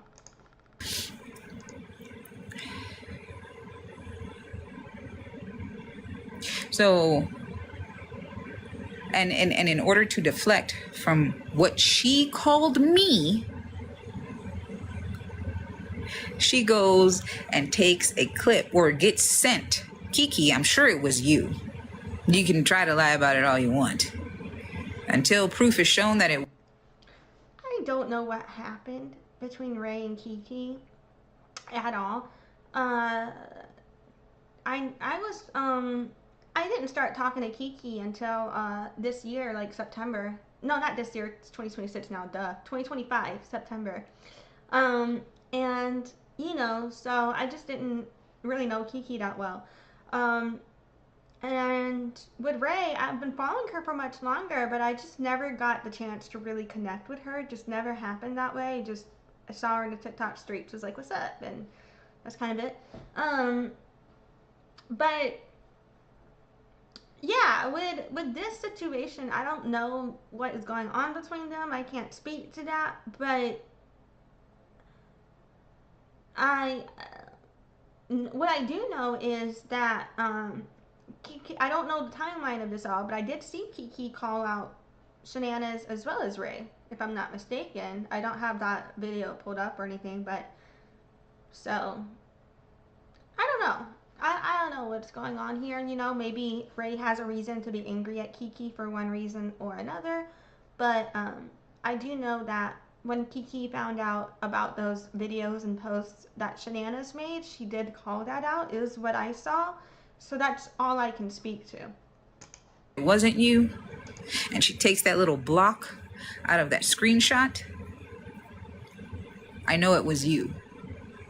Yet you got on this app, made a fucking video talking about I don't agree with either of them. When, if y'all actually listen... See, that's what I saw.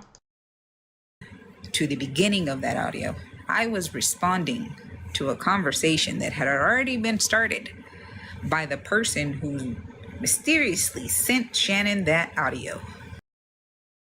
So, if she's implying that,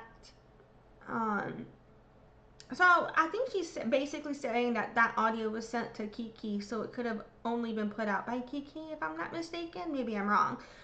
But is she also saying that the reason she was saying those things was because Kiki was also saying those things? Is that what she's implying? I don't know. I can't speak to what I haven't seen evidence for, but whether or not you're responding to somebody else saying that type of vernacular, in my opinion, doesn't negate what you said either, though. So, I don't know. But if that were the case, why would you not then put that out so we could hold that accountable?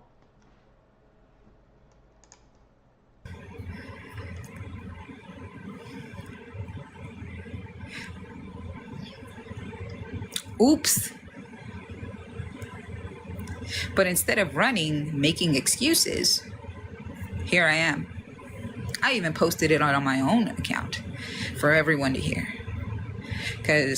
And even though that was a private conversation, first of all, if all of our conversations were public, none of us would be innocent. None of us, there's not a single person besides children that would be innocent in anything.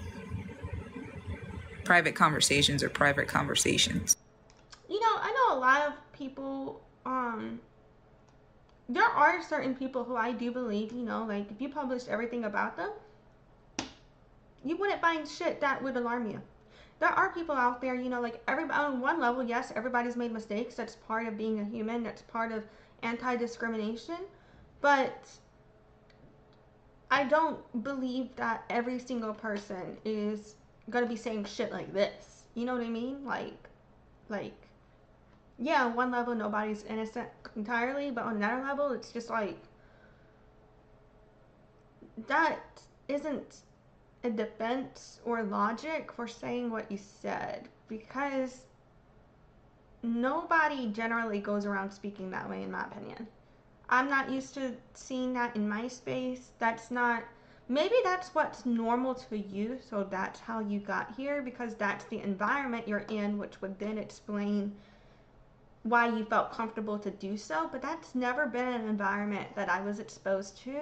So I have a very hard time agreeing with that or understanding that statement there, if that makes sense. Because it's like, yeah, like no one's completely innocent, but for me, that means if you go through my phone, you're gonna figure out who my weed dealer is.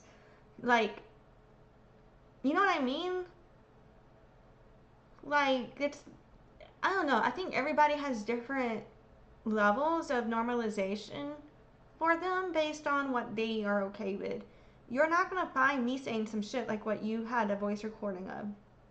I have said some fucked up things in the past that I need to take accountability for and do better on, and will. But it's not that.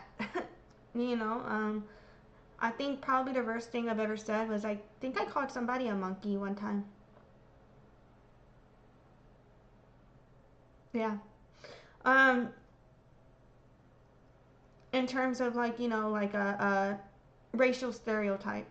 And I wasn't, like, I was arguing with someone who was transphobic, and they were misgendering and degrading somebody who is trans, and I was just like, my response to that was, the only reason you're degrading trans women is because you look like a monkey, is what I said. And that doesn't excuse it, that doesn't negate the problematic nature of what I said. Problem one doesn't support problem two, but it's how I got there. It's the explanation, not the excuse. Okay? But yeah, like that, even that is, you know, racist. Like, that's just not, because I did say that to a black woman. You know, so to a level, yeah, you're right, nobody's innocent. We all have anti-discrimination director. And I wasn't sitting there with a mindset of, oh, let me be racist to this person. It was like I just pulled out an insult that's been used on me before, but because I don't experience the impacts of racism on that level, I didn't understand the history of that for that community at that time. And so that was a racist thing I said, even if I didn't realize it was racist then. Even if I wasn't trying to be racist then, you know? So I think there are levels. Like, no one's innocent, but at the end of the day, like, not everybody's going around saying that an entire community was enslaved for very long and they're stupid or something, you know? Like, those types of statements, not everybody says those things. That's real fucked up. But yeah, so I don't feel comfortable associating those two concepts, because I do believe there is a difference between being a fucking dumbass as a product of our colonial environment, because part of being in these colonial institutions and systems and dynamics is that this is how we are brought up and what we have to unlearn, versus doubling down on that shit once you are presented with the concept of this is problematic, you know? And being an ignorant dumbass doesn't negate the harm either. Like, just because I was an ignorant dumbass about what I said doesn't negate the harm of it. Yeah, at least I'm honest about the audio. And I'm not making, this is in no way, shape, or form an apology. So first, at least you're honest about the audio, but you were just mad at Kiki for releasing it, weren't you? So why even address that if you were honest and upfront about it, right? Are you saying because you did end up posting it on your page? Because that is where we're watching it from. It's on her page. Maybe that's what she means. But number two, but I mean, it does kind of, you know, why bring up Kiki then, right? Like, who gives a fuck if she shared it if you're going to be honest about it? But then number two, what the fuck do you mean this is in no way, shape, or form an apology?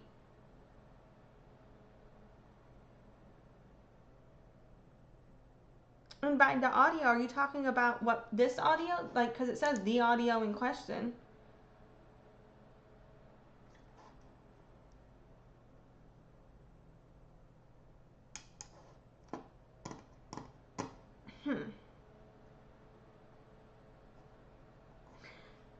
If this right here was like a nail in the coffin, you know, like this video was basically like her laying in the grave, like putting herself in a coffin and go in the grave. This right here is like nail in the coffin, coffin lowered into the grave. You know what I mean? In terms of like, where did we go wrong? What killed her rise in native TikTok? You know? Because a lot of people respected her. A lot of people looked up to her. A lot of people were proud of some of the things she was saying to fight anti-discrimination up until this point, and these things came out.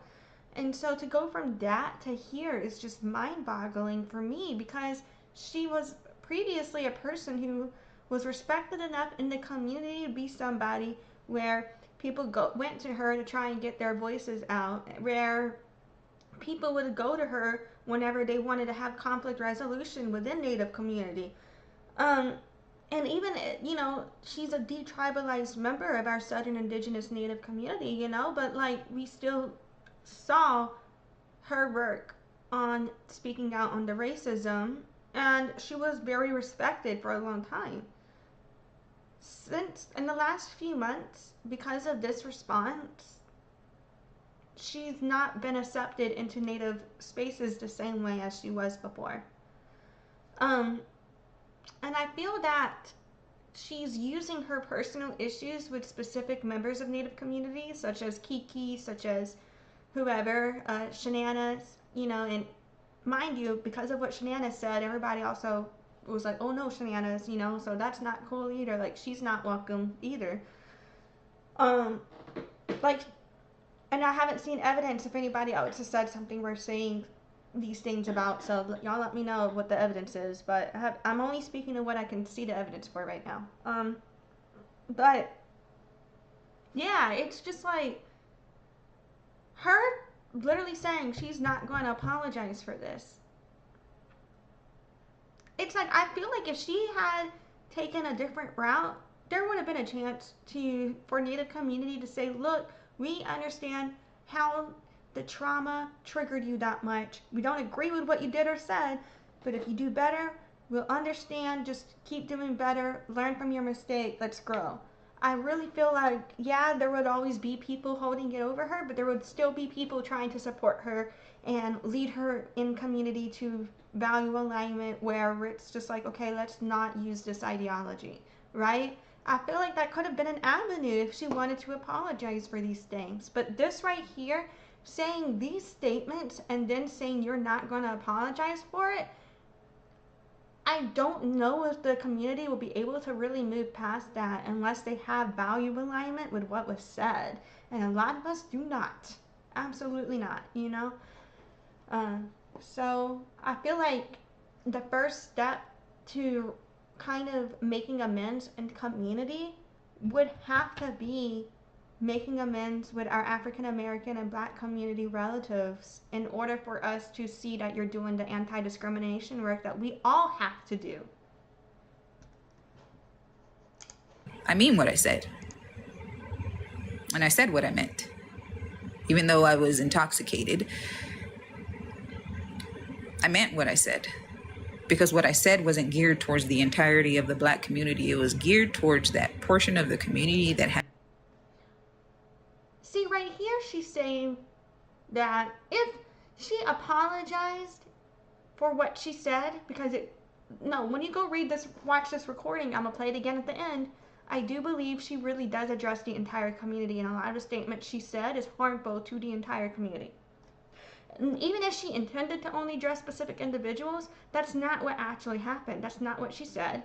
And as she acknowledges, she was inebriated. So it is possible that the inebriation could have colored her lens of what actually came out of her mouth. But right here, if it was her apologizing and saying she didn't mean that towards everybody, she was specifically addressing to these specific people she had issue with, I think maybe there could be more grace for her. But where she's saying, I'm not saying sorry for shit, and I wasn't talking about everybody, I was only talking about these people. But we saw the recording where it does come off as if you are addressing all of that community together. That then looks like as if you're not just doubling down, but also kind of denying accountability for what you said, is how it kind of comes off. Has been racist and violent towards other people of color, indigenous people.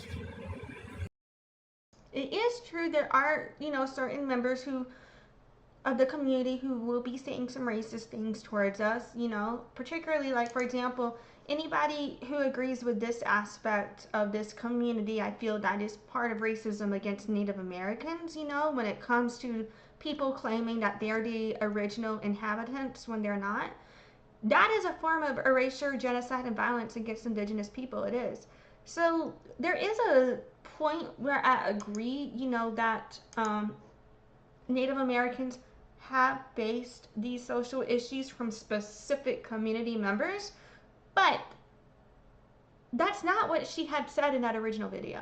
And if that were her only point, I don't think she would catch the, for lack of better words, the heat from Native community that she did receive.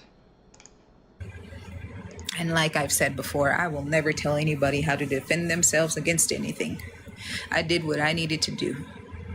And if you don't see that, and if you don't respect that, you don't have to stay. You don't have to be my mutual.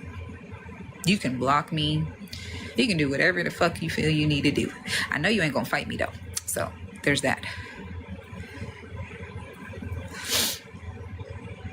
Because I've heard so much derogatory shit towards indigenous people from other communities, especially people in that community specifically. What up, Fluff? Especially that community specifically. Just today, scrolling on my FYP video. I don't think experiencing racism excuses the normalization of being racist back, in my opinion. I do understand sometimes I will see individuals fight, and everybody involved in the fight will be saying some fucked up shit. And so sometimes I get to a point where I'm like, I don't know who started what, and all of you guys are saying fucked up things to the point I don't even know who to call out anymore. So sometimes I can there are certain cases where I'm just like, well, if y'all all gonna be racist or all ableist or all sexist to each other, then I'm just gonna let y'all all be a shit fest together, right? But when it comes to a situation like this, you're not just being discriminatory towards an individual. You were using words that could come off as if you're addressing the entire fucking community, and it's fucked up. And you were saying things that do reflect on and impact the entire community of black community from African American descent in the United States, After video after video, the comment section. So if equality is what y'all really want, and I'm giving it to you, then why are you mad? And like I said before, if there is no gray area, because she was basically calling them stupid, malleable-minded pieces of shit, blaming them for slavery, and then telling them they need to be glad she's giving them equality? We have very different definitions of what equality is. You know what I'm saying? Like, that's a lot to process. Because I heard that somebody was on this app talking about there's no gray area when it comes to racism. There is all the gray area when it comes to racism. It depends on. For me, gray area with racism comes from unlearning your discrimination. It comes from doing anti-discrimination work. For me, supporting racism is relatively binary, It's either I support this or I don't. There's no, oh, I support this sometimes. No, not for me. There's just an understanding in the gray area of the learning journey. It's not a normalization or an excuse or a support of the wording. Who you like? Who, like, you could be married to somebody who's black and be racist.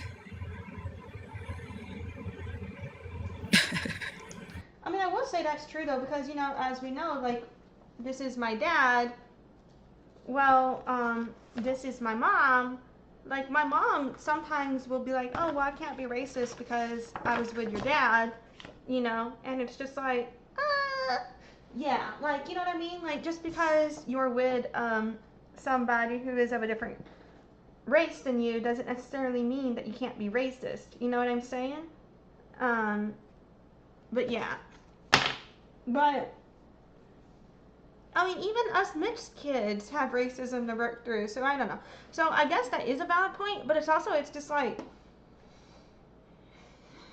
I feel like I'm not understanding how she could have said what she said. I know she was drunk, but she posted that recording. She obviously must have rewatched it sober, I think. So how could you be aware you said what you said and then just still be your response after is just mind-boggling for me.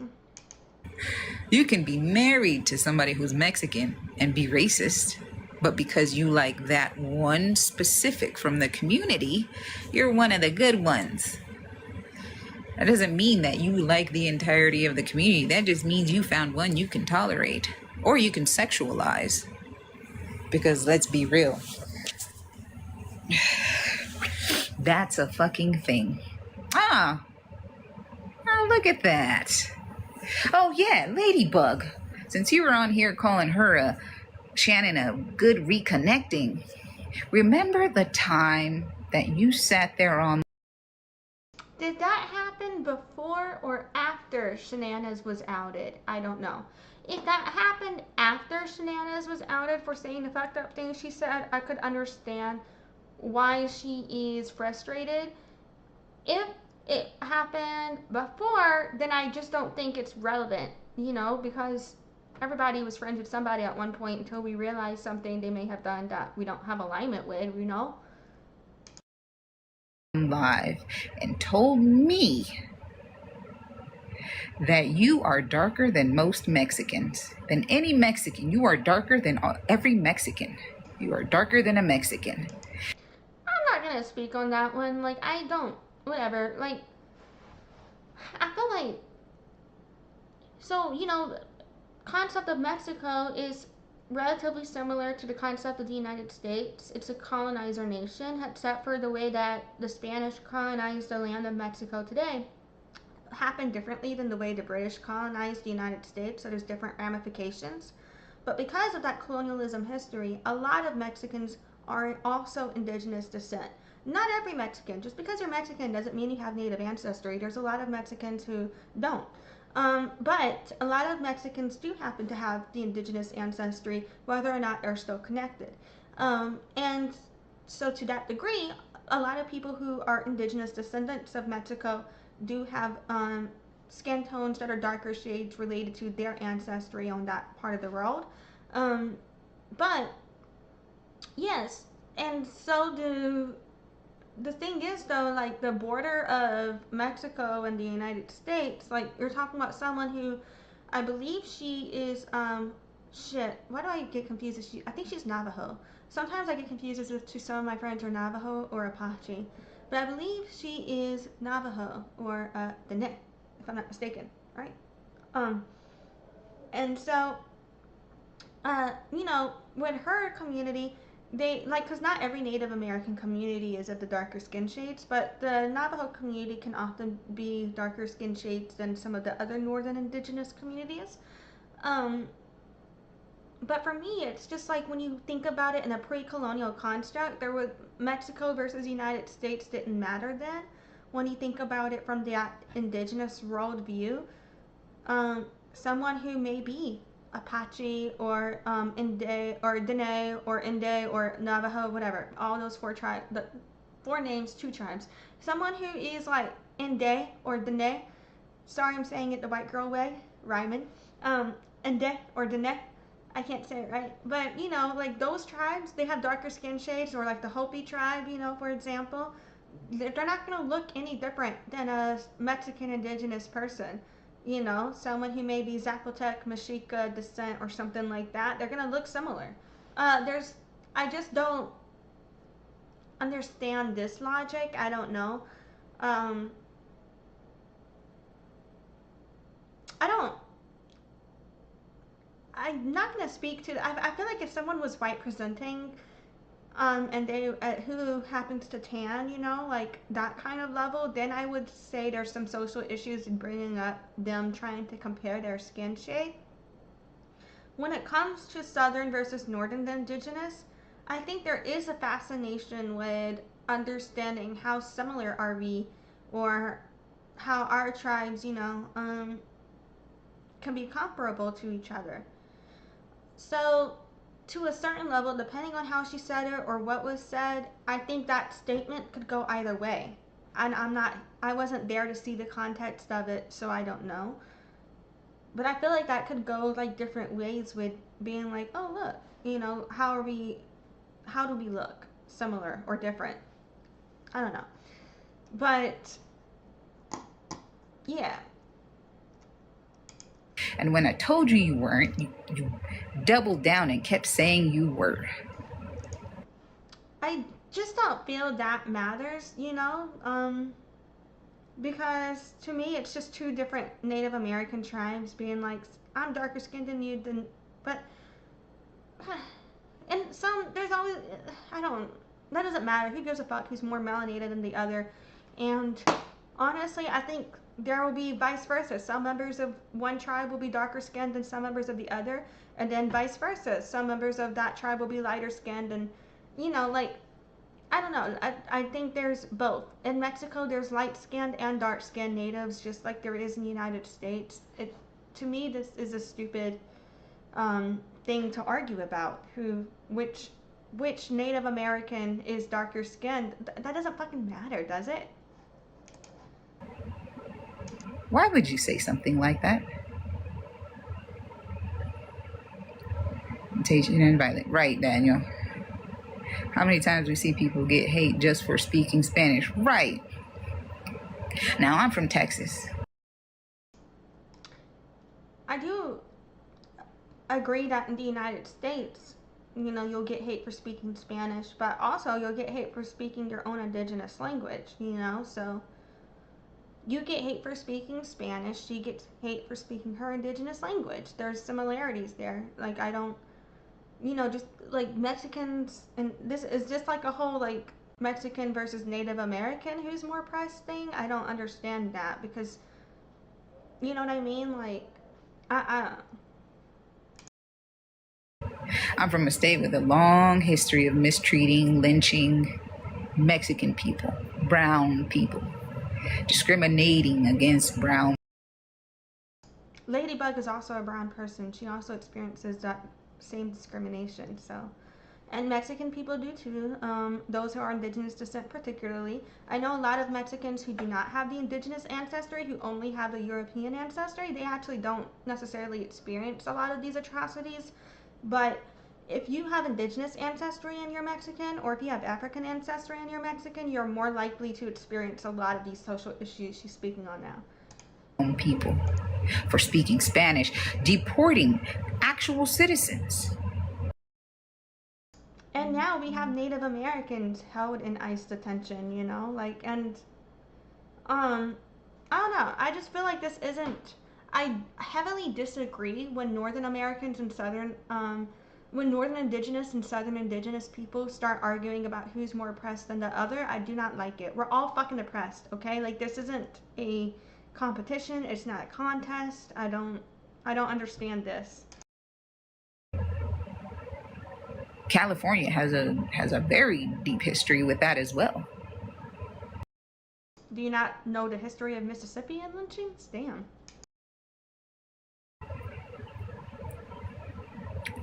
So why, Ladybug, would you get on this app and tell me, a Mexican descendant, Mexican indigenous descendant, that you are darker than Mexicans.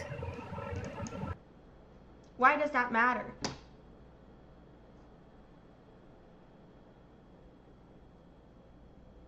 I think I'm lighter than Mexican descendants.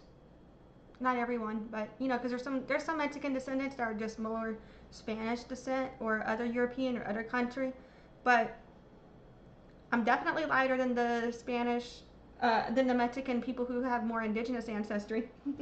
You know, but yeah, I know Northern American indigenous people who are darker skinned than Southern indigenous people. I know Southern indigenous people who are darker skinned than Northern indigenous people.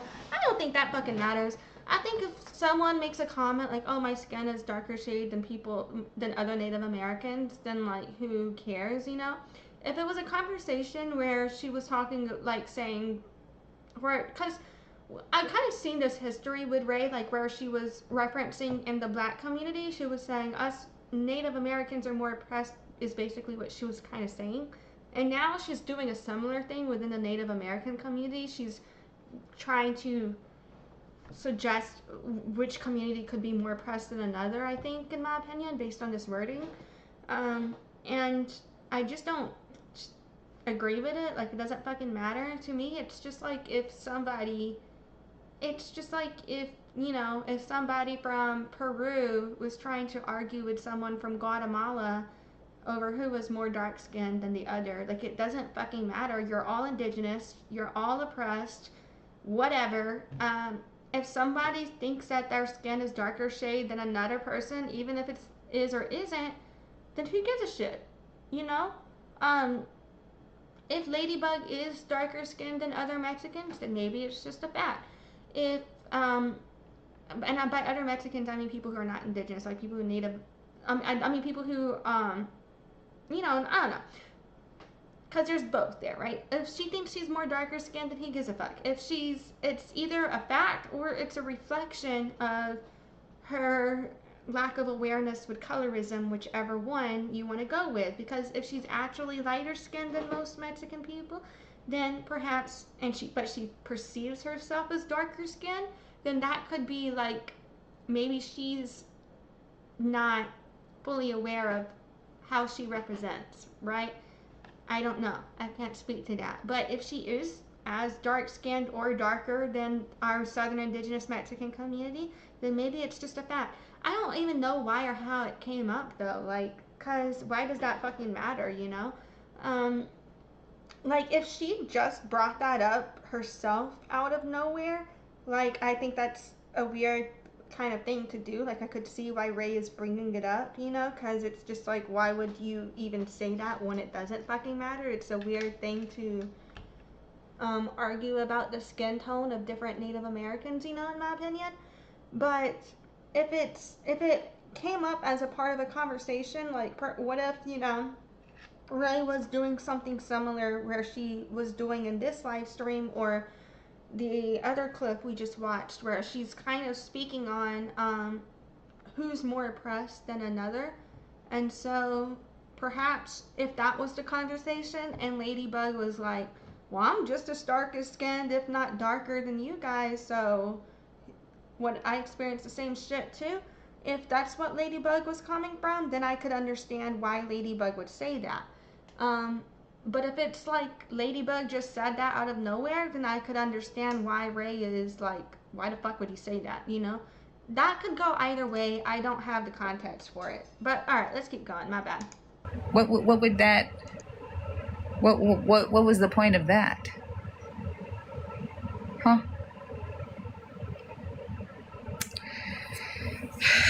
Also, there's a little young hoe on here who likes to, whenever she argues with older women, because for some reason she just can't keep a female friend to save her fucking life. Oh, my bad. I just realized that you told me I was muted and then you said never mind. My bad. Whoops. I don't, who the fuck is she talking about now though? But also I have to pee. Part of me wants to run away and go pee and just let this play, but part of me is like, what the fuck is she talking about? She likes to bring up their age. Now, yes, I am almost 40. But ma'am, remember, you still have to get to 40. I don't even know what the fuck she's talking about. But look, I'm gonna go use the bathroom real quick and then I'll be right back, alright? I'm gonna just let this play while I go. And the life you've lived so far. Have you spoken on that? Have you spoken on the fact that you told me, since you like to bring up, you should have your life together, you should do this and you should do that. Why do you have so many inspections in an apartment complex multiple times a month?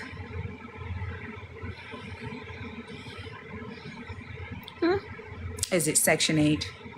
Is your rent $12? Or is it CPS? Because I have pictures of how you keep your home, bitch. Like I said, you should probably keep my fucking name out your mouth. Or people might find out that you were only single from your ex, who you're still married to, for a week before you got with his friend, who you now call your spouse. And do you know what spouse means? It means husband. You have one of those already, and it's not the one you're with. Like I said, y'all could really leave me the fuck alone, because I've been off this motherfucker. And you have been talking shit, not only behind my back, but behind every single one of your little new friends' back. You called Kiki Who the fuck is she talking about? retarded.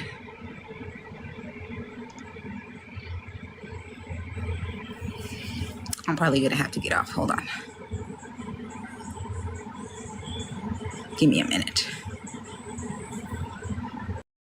Is she still talking about Ladybug? Let's see.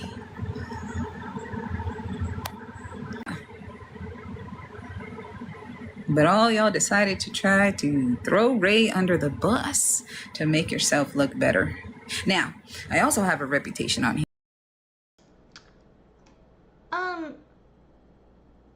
To me, people would only be throwing themselves under the bus to make Rae look better if they were doing the same shit as Rae and then calling her out, acting like they weren't involved, right? But Rae has shown no evidence if they've said the same things as her in this audio clip. I haven't seen that evidence, you know? So if they're just holding her accountable for this, regardless of what other issues she has with them, whether or not that's valid, it could be valid, could not be, that's a separate issue. That doesn't negate whole accountability for this statement here, you know? So I don't, if it's that she's referring to, I don't see that as throwing her under the bus. I see that as a separate issue. Here of not being a liar. As many receipts as I've shown, as many times as I've taken accountability for the shit that I've said, for the shit that other people have said about me, I would like to think that I have a reputation of being honest and not being a liar. Can y'all say the same? Because I know, and not being sneaky either. I don't set people up. But I know y'all like to have conversations, obviously, and record. Y'all should not be trusted. People should never trust you guys, because you're always looking to get dirt on people when you're partaking in said conversations, when you're partaking in said behaviors. And then once you inevitably See, where she makes statements like this, that leads me to believe she's implying that the people calling her out have made these similar statements. But if that's the truth, why would you not post that? Post that shit then, so we can hold them accountable, because we can't hold people accountable for what we haven't seen, you know? fall out with them, all of a sudden, all these things come to light. Reminds me of somebody else that y'all supposedly don't like, and one of you actually used to be besties with. Can you guess who? Yeah, Megan. She's the same fucking way.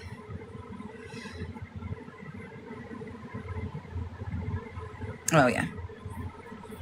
So, like I said, y'all could and should leave me the fuck alone.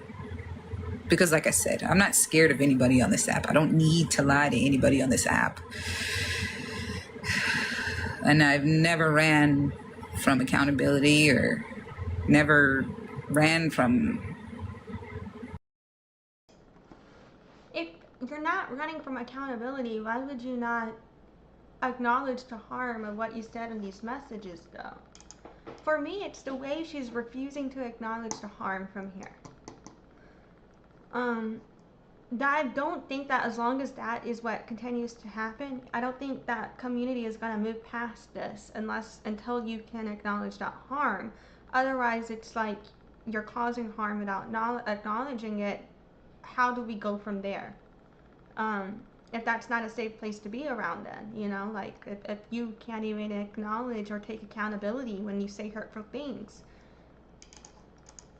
Giving people the courtesy, because I really don't have to do it, but I do, because I got to practice what I preach, right? People need to be honest with each other.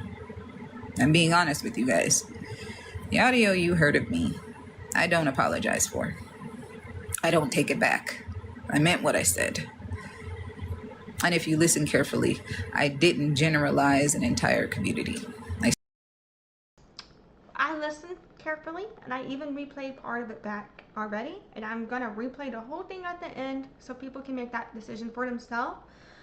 I do believe you saying this, that could have been your intent to only direct it at specific members of the community, but intent and impact are not the same, and I really feel you need to re-look at these words and acknowledge and come to terms with how it impacted the entire African American and Black community, and reflect on value alignment and accountability and acknowledging the harm that this causes to push this type of rhetoric.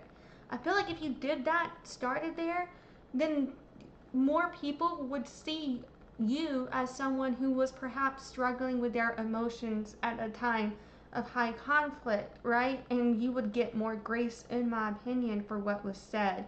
But this live stream right here, you look as if you're doubling down on it, and you look as if you're not able to hold yourself accountable. And that's where I feel, regardless of the individual personal issues you have with some specific people that may or may not get healed in the future based on what happened with y'all, I don't know. But I do feel you could make more amends in community and heal more in community and have more of a platform and voice recognized if you were to address and acknowledge. I wasn't able to admit it. I wasn't able to process it for X, Y, and Z reason. But yes, this was harmful, and I will do better going forward to make sure that when I have an issue with someone, it's addressed with that specific person or group, not with an entire community. Because it's one thing to have that intent versus the impact of your action, you know, and look at the impact, right?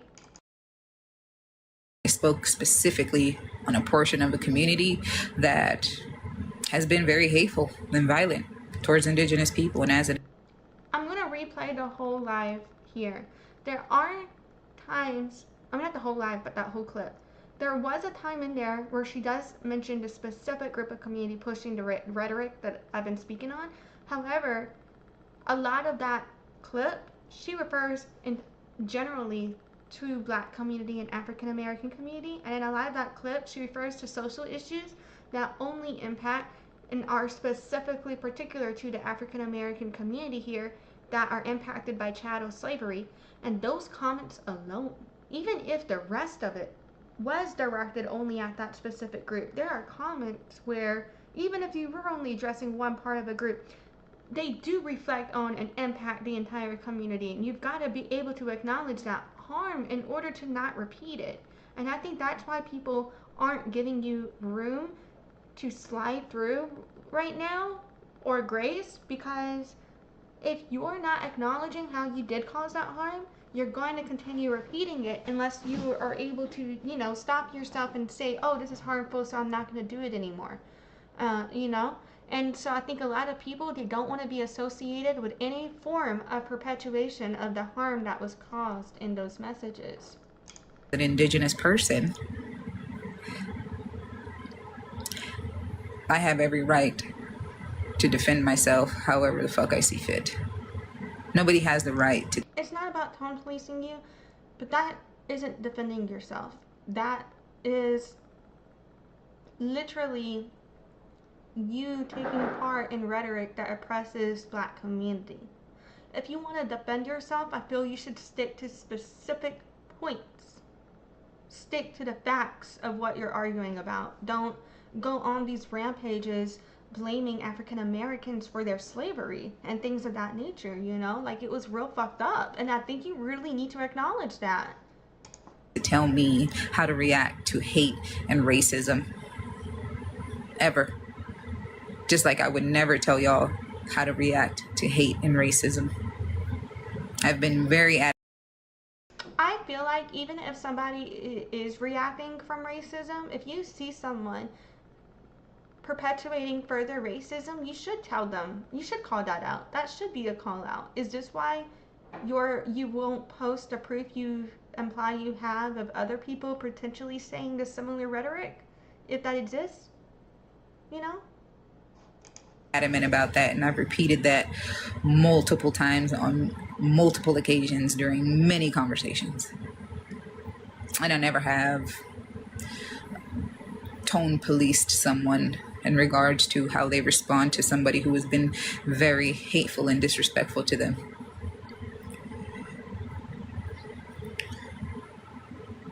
So, just a reminder, or maybe an acknowledgement.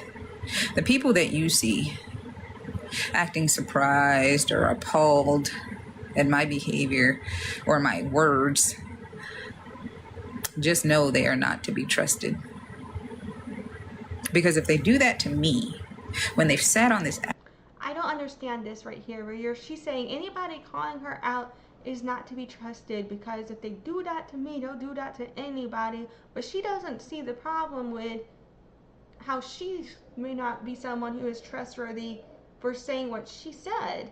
And if she said that to about the Black community just because she didn't like specific members for anti-indigeneity, then she could be pushing that narrative onto anybody. You know, she doesn't seem to understand the hypocriticalness here, in my opinion.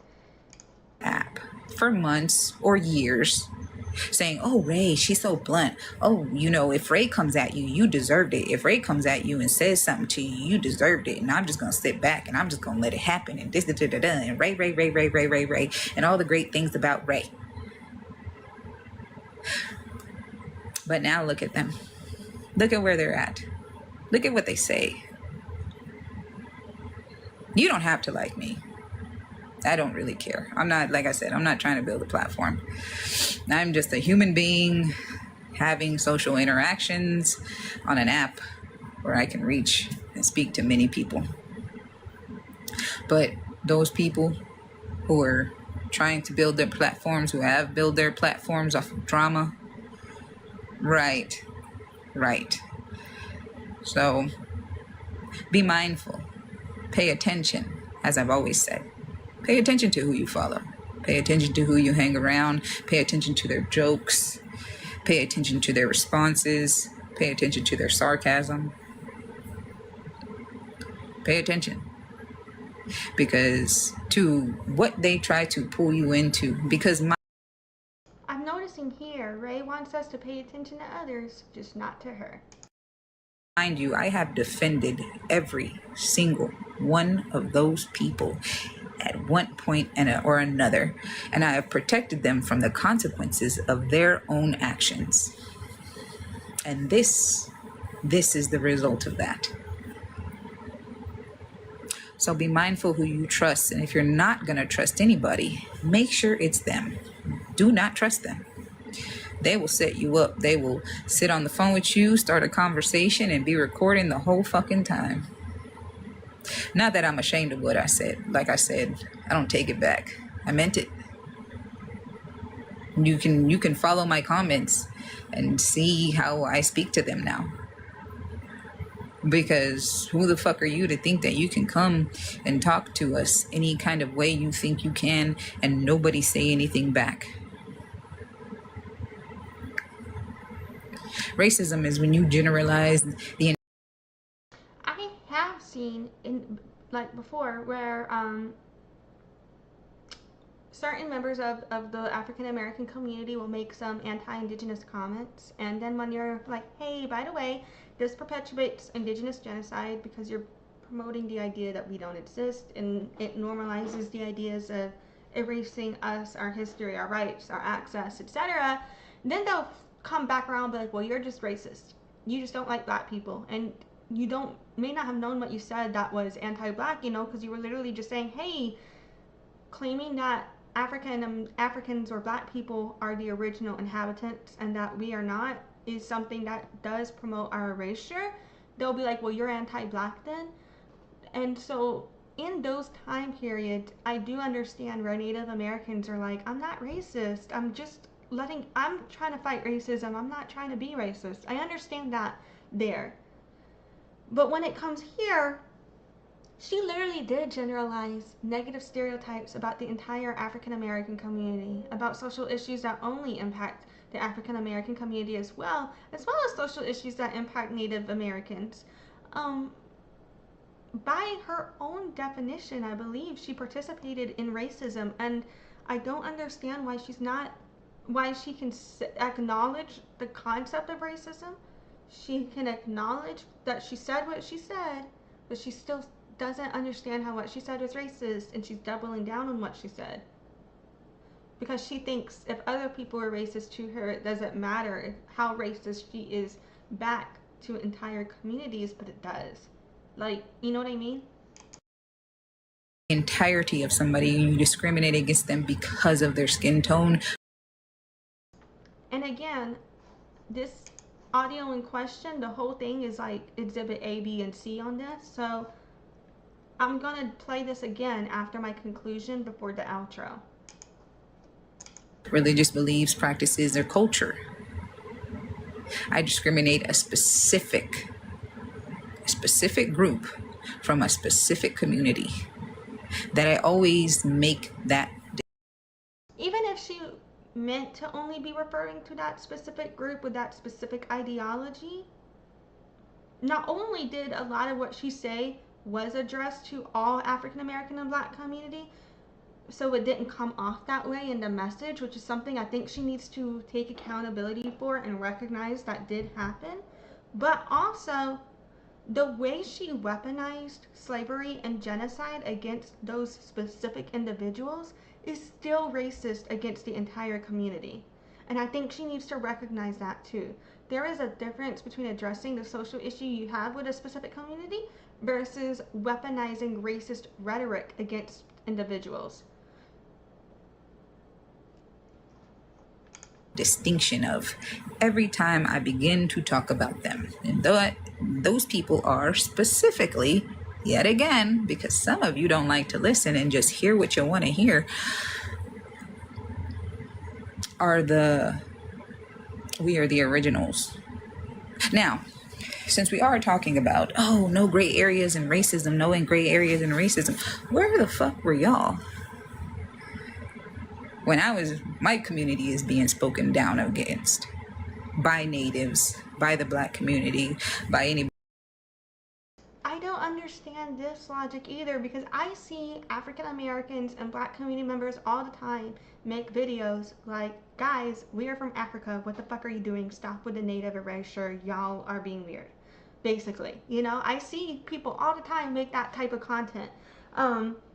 So I don't understand this. Like, just because you're not in those spaces or in that community, because the algorithm is going to put you into the spaces that you're engaging with, and this is what you've been engaging with, doesn't mean the other side of the coin isn't out there. This is just what your algorithm fell into. Anybody else.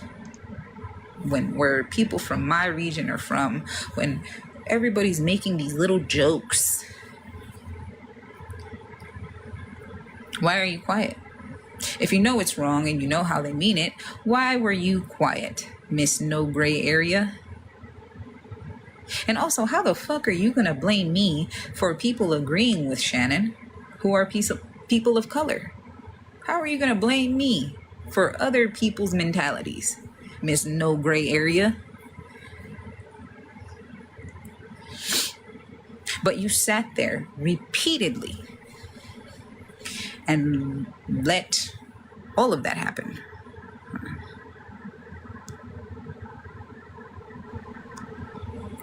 Sorry, I had to do the puzzle. Let all of that be said. And then had the audacity to message me and say, I tried to speak up. How do you try to speak up? How do you try? Because you weren't as loud for my shit as you are for that half of you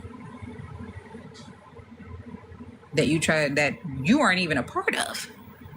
You weren't even a part of the group that I was talking about. But for some reason, you felt that shoe fit. And you got mad.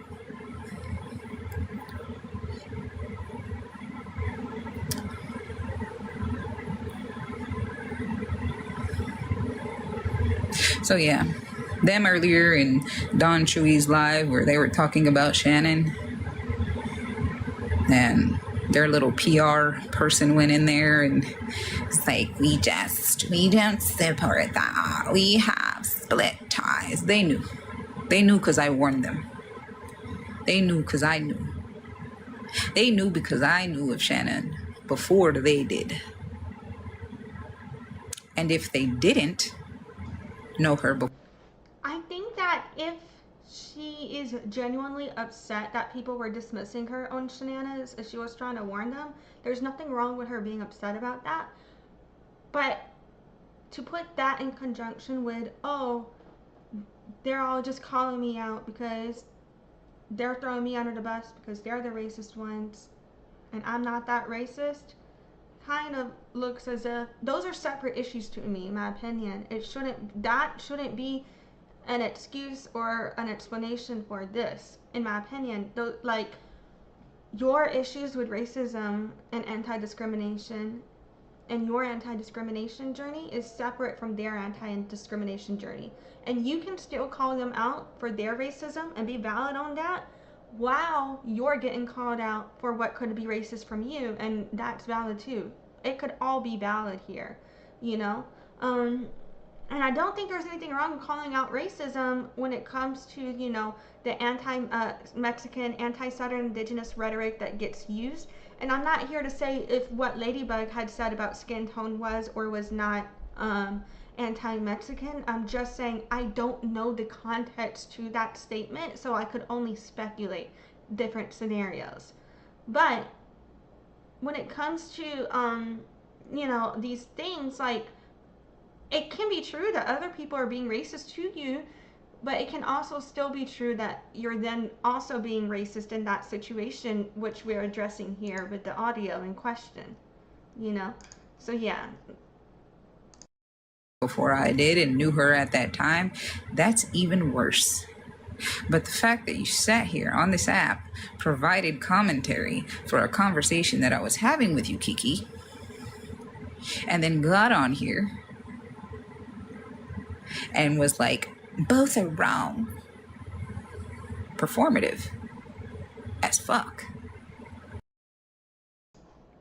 So I think she's saying that Kiki may be performative for being the other person in that conversation and for being the space that conversation was had in and not calling her out then in that moment, versus now that the conversation is out as a weapon where they don't like her, then it gets smacked out. Processing that, I can now kind of understand if that's true, if that's what happened, some frustration there, because in that situation, that isn't them holding you accountable. It's because otherwise they would have called you in first. That is them just using what they see as discrimination to smear your name. But both can be true, right? They can be trying to smear your name with something you actually did, and you can still be needing to be held accountable for that, you know? And you can still be mad at the way they did that, because that is justified, because their intention there was not accountability, and it could be right to call that out. But that does not negate the harm caused, in my opinion, by this initial audio statement. And I wish there was more accountability from Rae on that. It's hard to see this because of the expectation I had of her, you know, where she was saying, you guys all championed me to call you guys out before because we really valued your opinion, right? When we're upset that this is how it went down, it's because we valued what you said, and it's shaking us to see that it went here. Because when I first met you, you were under fire for being called anti-black and anti-Mexican.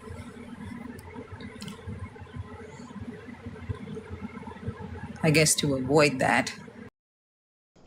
I haven't seen any proof. I've seen people say that, but I've never seen people prove things. I have seen, except for this other situation, you know, and not to bring it up, but I did end up getting sent a live stream where Kiki hasn't, I believe Kiki apologized for this, and I believe that they're fine now. So this, I'm sorry to bring this back up, guys, but I am. I did see one time Kiki and Isla, you know, Kiki had told Isla that she wasn't actually Puerto Rican if she wasn't on the island anymore, or some shit like that. She said some real fucked up shit trying to invalidate Isla's indigeneity as a Boricua, as a Arawak Taino woman. So yeah, you know, there's a lot of social issues behind that. So I have seen, you know, before where Kiki did make a statement that I absolutely do not agree with, right? Like, so I'm not sitting here like, oh, Kiki can do no harm. But what I am saying is, with a lot of the allegations that do come out, I've never seen the evidence, so I can't hold her accountable for something that I haven't seen evidence for, you know? Again, because you were assisting her with her lineage, which means you were closer with her than anybody else was. And you can try to deny it all you want, but she was only in those spaces because of you. You brought her in to those spaces. You didn't make her go through anything. You sat there and protected her. Now you want to act like you are not responsible. But ain't that how it works in Native culture? You are irresponsible for her, as you were. I don't know the full context here, but for me, if Kiki was aware those statements were made and were supporting those statements when they were made, and then ended up speaking out against them later, then I understand where Rae is coming from here, because I could see that. But if Kiki was not aware of those statements at the time and started speaking out once she became aware, then I don't see how this is going there. In general, I don't think that you're responsible. Just because you brought somebody into a community doesn't mean you're responsible for what they did unless you support it. If you're enabling them to do those things, if you aren't speaking out against them, if you're not trying to call them in or call them out or remove them from this space once they do certain things, then you are partly responsible there. But if you're doing all of those things in alignment, then you can't control what other people do, you know? So I think that I don't have an opinion of, because I don't know the context of everything, but that could go either way. We're showing her the ropes. She claims your tribe.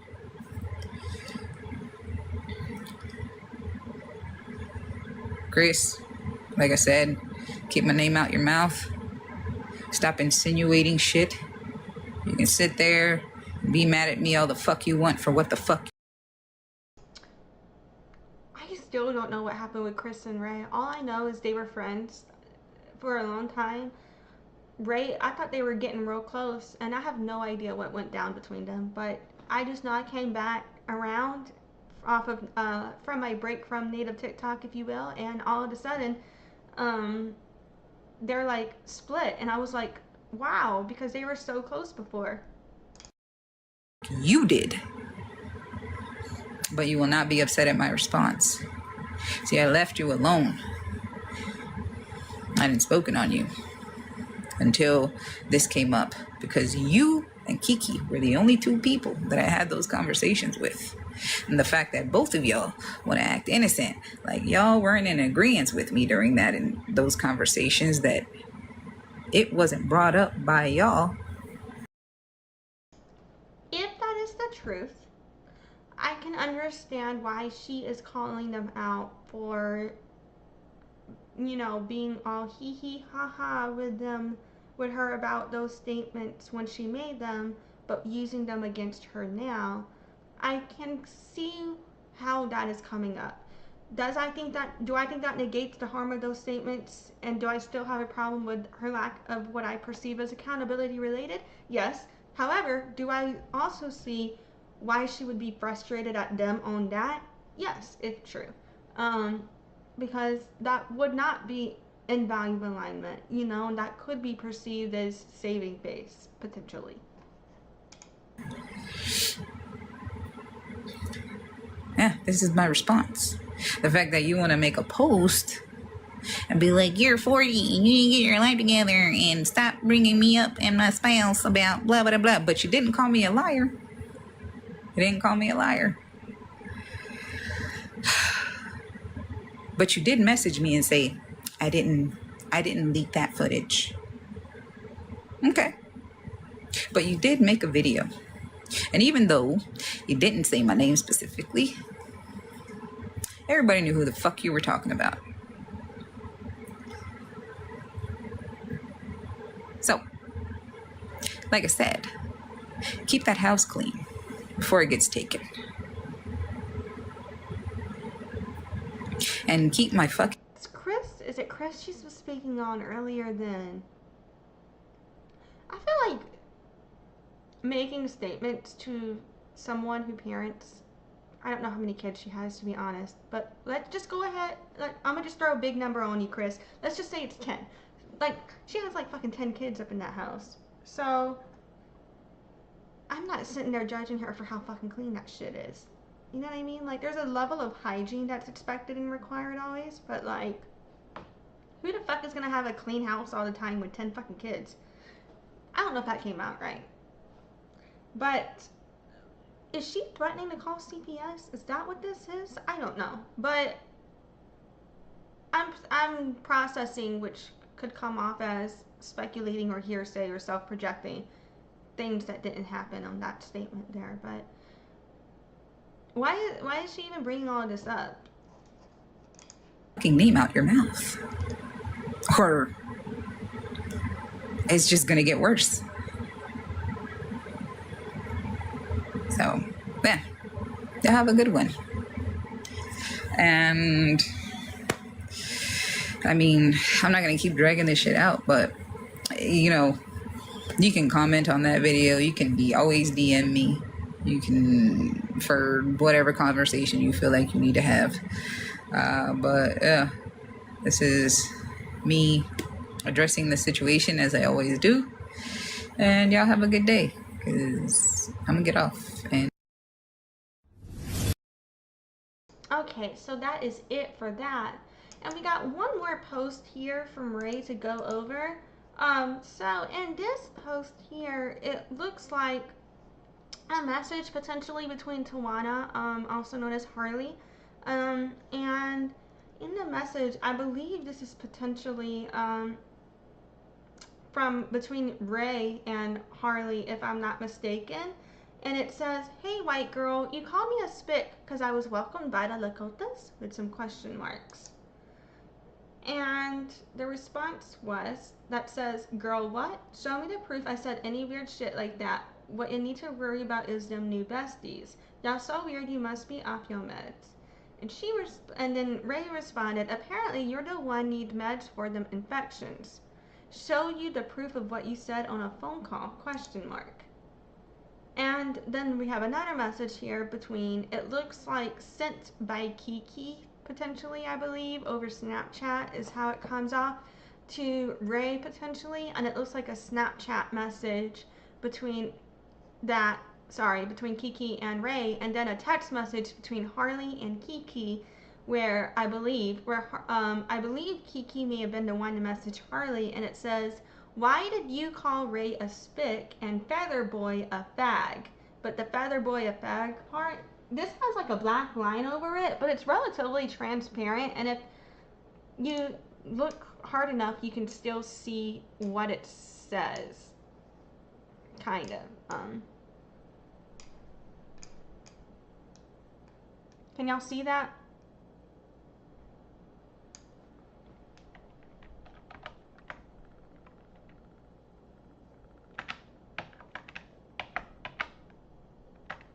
But anyway, just putting this back. So, and the response was from, and then, so yeah, oh yeah, Kiki had also been saying, so I understand you're mad, but wrong is wrong, you're fucked up, is what Kiki said to Harley about these things. And Harley responded, I don't care, fuck them. She didn't deny it.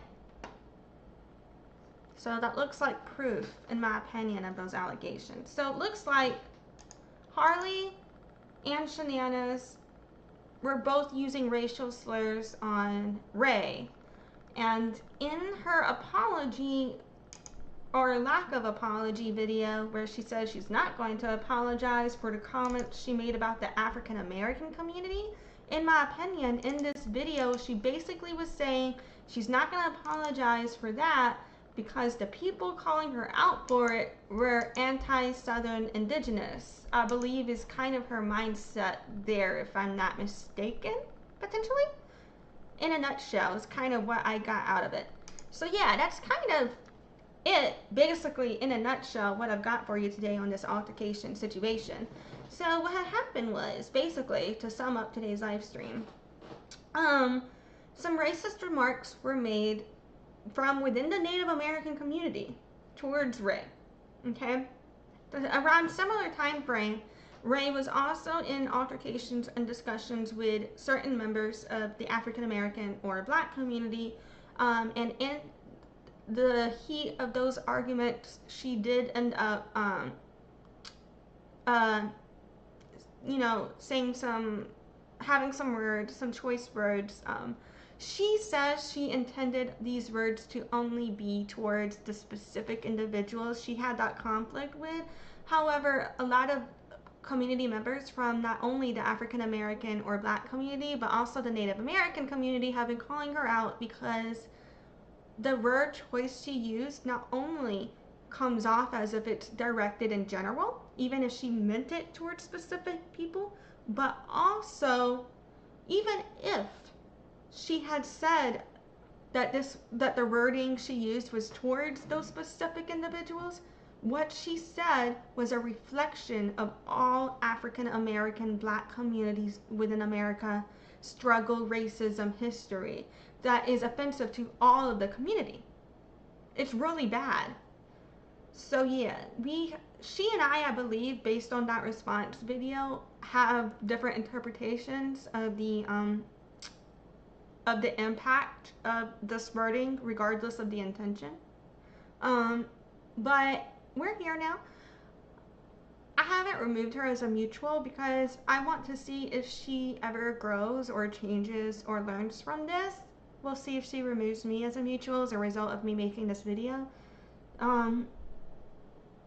But yeah, like, we're here now. This is it, I guess.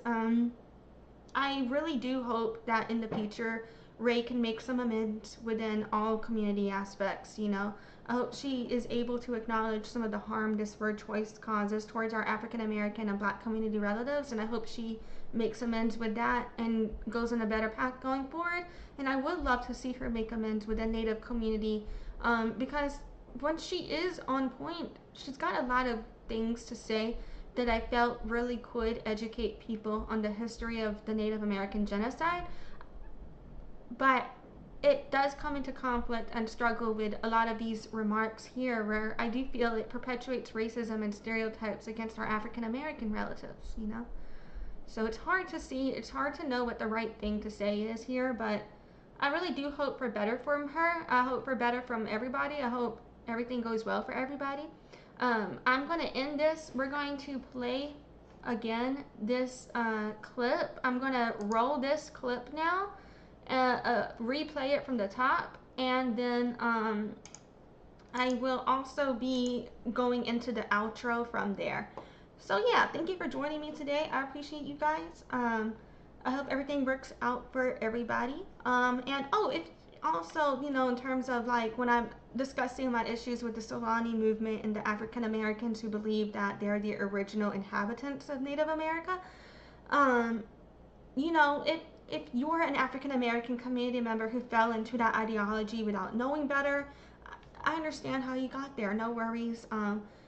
If you're someone who, if you're an African American Black community member who does not believe you're from Africa, who thinks that you're the original Native American, you and I may not get along, because we're going to have very different value alignments there, and a lot of that history does come from indigenous genocide and does promote racism.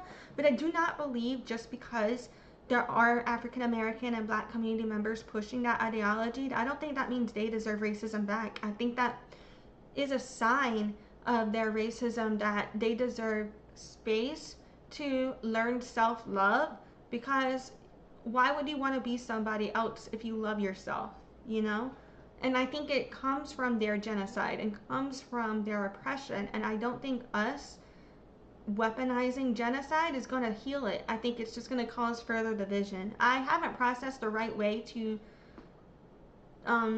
you know, word what I think could be options for unity on these issues, but I do believe that discriminate, like, to a point I can understand kind of bringing up other forms of discrimination, being like, how would you feel if I discriminated against you? I can kind of understand how that might be a point used in argument, but to just straight up be discriminating against people and then your response being like, well, they discriminated against me, so I pushed it back on them, don't tone police me. I heavily disagree with that. And when you say the types of things you say against Black community members, and then you're going to be like, well, I don't like the ones that think they're natives, so I'm going to just be racist, and it's not racism because I don't like those people. I feel that perpetuates further racism. It doesn't lead to unity. It doesn't lead to colonizing. It doesn't lead to anti-discrimination. And I think that's what we need to figure out. How do we get to anti-discrimination and decolonizing and move away from arguing about bullshit semantics, you know? But anyway, I don't know. It's a process. It's a struggle. I appreciate you guys. I'm not decolonized. I'm still working on myself. I'm on an anti-discrimination journey, and that does mean that I am someone who discriminates too. I'm fucked up. We're all fucked up. Thank you for joining me today. I'm gonna actually play this thing now and leave. Okie dokie. Alrighty. First of all, though, let me get the captioner up. You know what? I've given the space and the opportunity for motherfuckers. Okay, yeah. So now, because this whole time I've been interjecting with my opinion on everything. So I want to just let this play as it is so you can see it without my interpretation, without my projection. You can see these words alone for what they are and come to your own conclusions and decide from there what's in your value alignment. So thank you for your time today. I appreciate you, and I hope you have a great afternoon. You know what? I've given the space and the opportunity for motherfuckers from the Black community to space and voice their concerns and their perspectives and all this bullshit. But the fact that these motherfuckers had the audacity to sit here and do the things they do to indigenous people and say the shit that I literally just got out of a live where this motherfucker was really trying to say some shit about indigenous people as if Black people are the most oppressed on this landmass. And motherfucker, this ain't even your motherfucking landmass. You fuck-ass motherfucker. And I'm very angry at that, and I've been trying to be as respectful as motherfucking possible, but I cannot no longer. And I'm just so you stupid, uninformed pieces of motherfucking shit, which is why I haven't been joined in those conversations. I haven't taken part, because if you really want me to voice my opinion on your dumbass ideology, of your dumbass perspective of these things, then bitch, I will, because in the beginning of this conversation of anti-Blackness, and we were here firsters, bitch, I was anti-Black. because of the things I was acknowledging and saying. And I have refrained from being a part of those conversations. Specifically and foremost, because what the fuck I say is going to acknowledge your dumbass bullshit as your claim to being the blueprint and the most oppressed of people. And motherfucker, you don't even know within the FBA, within the whatever the fuck diaspora of Black American, which is why some of you don't. Oh my motherfucking goodness! If these motherfuckers make me sick, which is why I have refrained from being a part of those conversations. The shit makes me so angry because I tried to give as much grace, but you stupid, uninformed motherfuckers, there's a reason why your ancestors and you, no matter what diaspora of Black, African, American, or whatever the fuck you call yourself, has been able to be the new white people. Why have you been the majority of what is known as enslavement, my guy? That is why. Because you're fucking stupid. You are the dumbest, most malleable motherfucking minded, brained motherfucking pieces of shit that I have ever known in the entirety of my life, behind and first and foremost the YT people that I have come across. Don't make me read you to filth. But I will always acknowledge that there's a reason that you motherfuckers have been the most enslaved motherfuckers on this landmass. Indigenous people fought back. Indigenous people had the smarts. Indigenous people are the blueprint. The only reason that you think that you created something is because you are the most malleable-minded motherfuckers, which is why actual African people from Africa look down on you pieces of shit. I'm so angry at this point. I'm not racist. I can guarantee you the fuck that. But I acknowledge reality. And you stupid pieces of shit are the reason why you are the most malleable brained motherfuckers that I have ever met on this planet. Every single fucking one of you. I'm done being nice. I'm done being so understanding. There is the reason why your enslavement lasted as long as it did. And this is why. Because you don't know who the fuck you are, and you deem yourself so much of a thing that you are actually not. I'm sick and tired of stupid. Acknowledging stupid from the Black community does not mean I'm racist. It just means I'm fucking...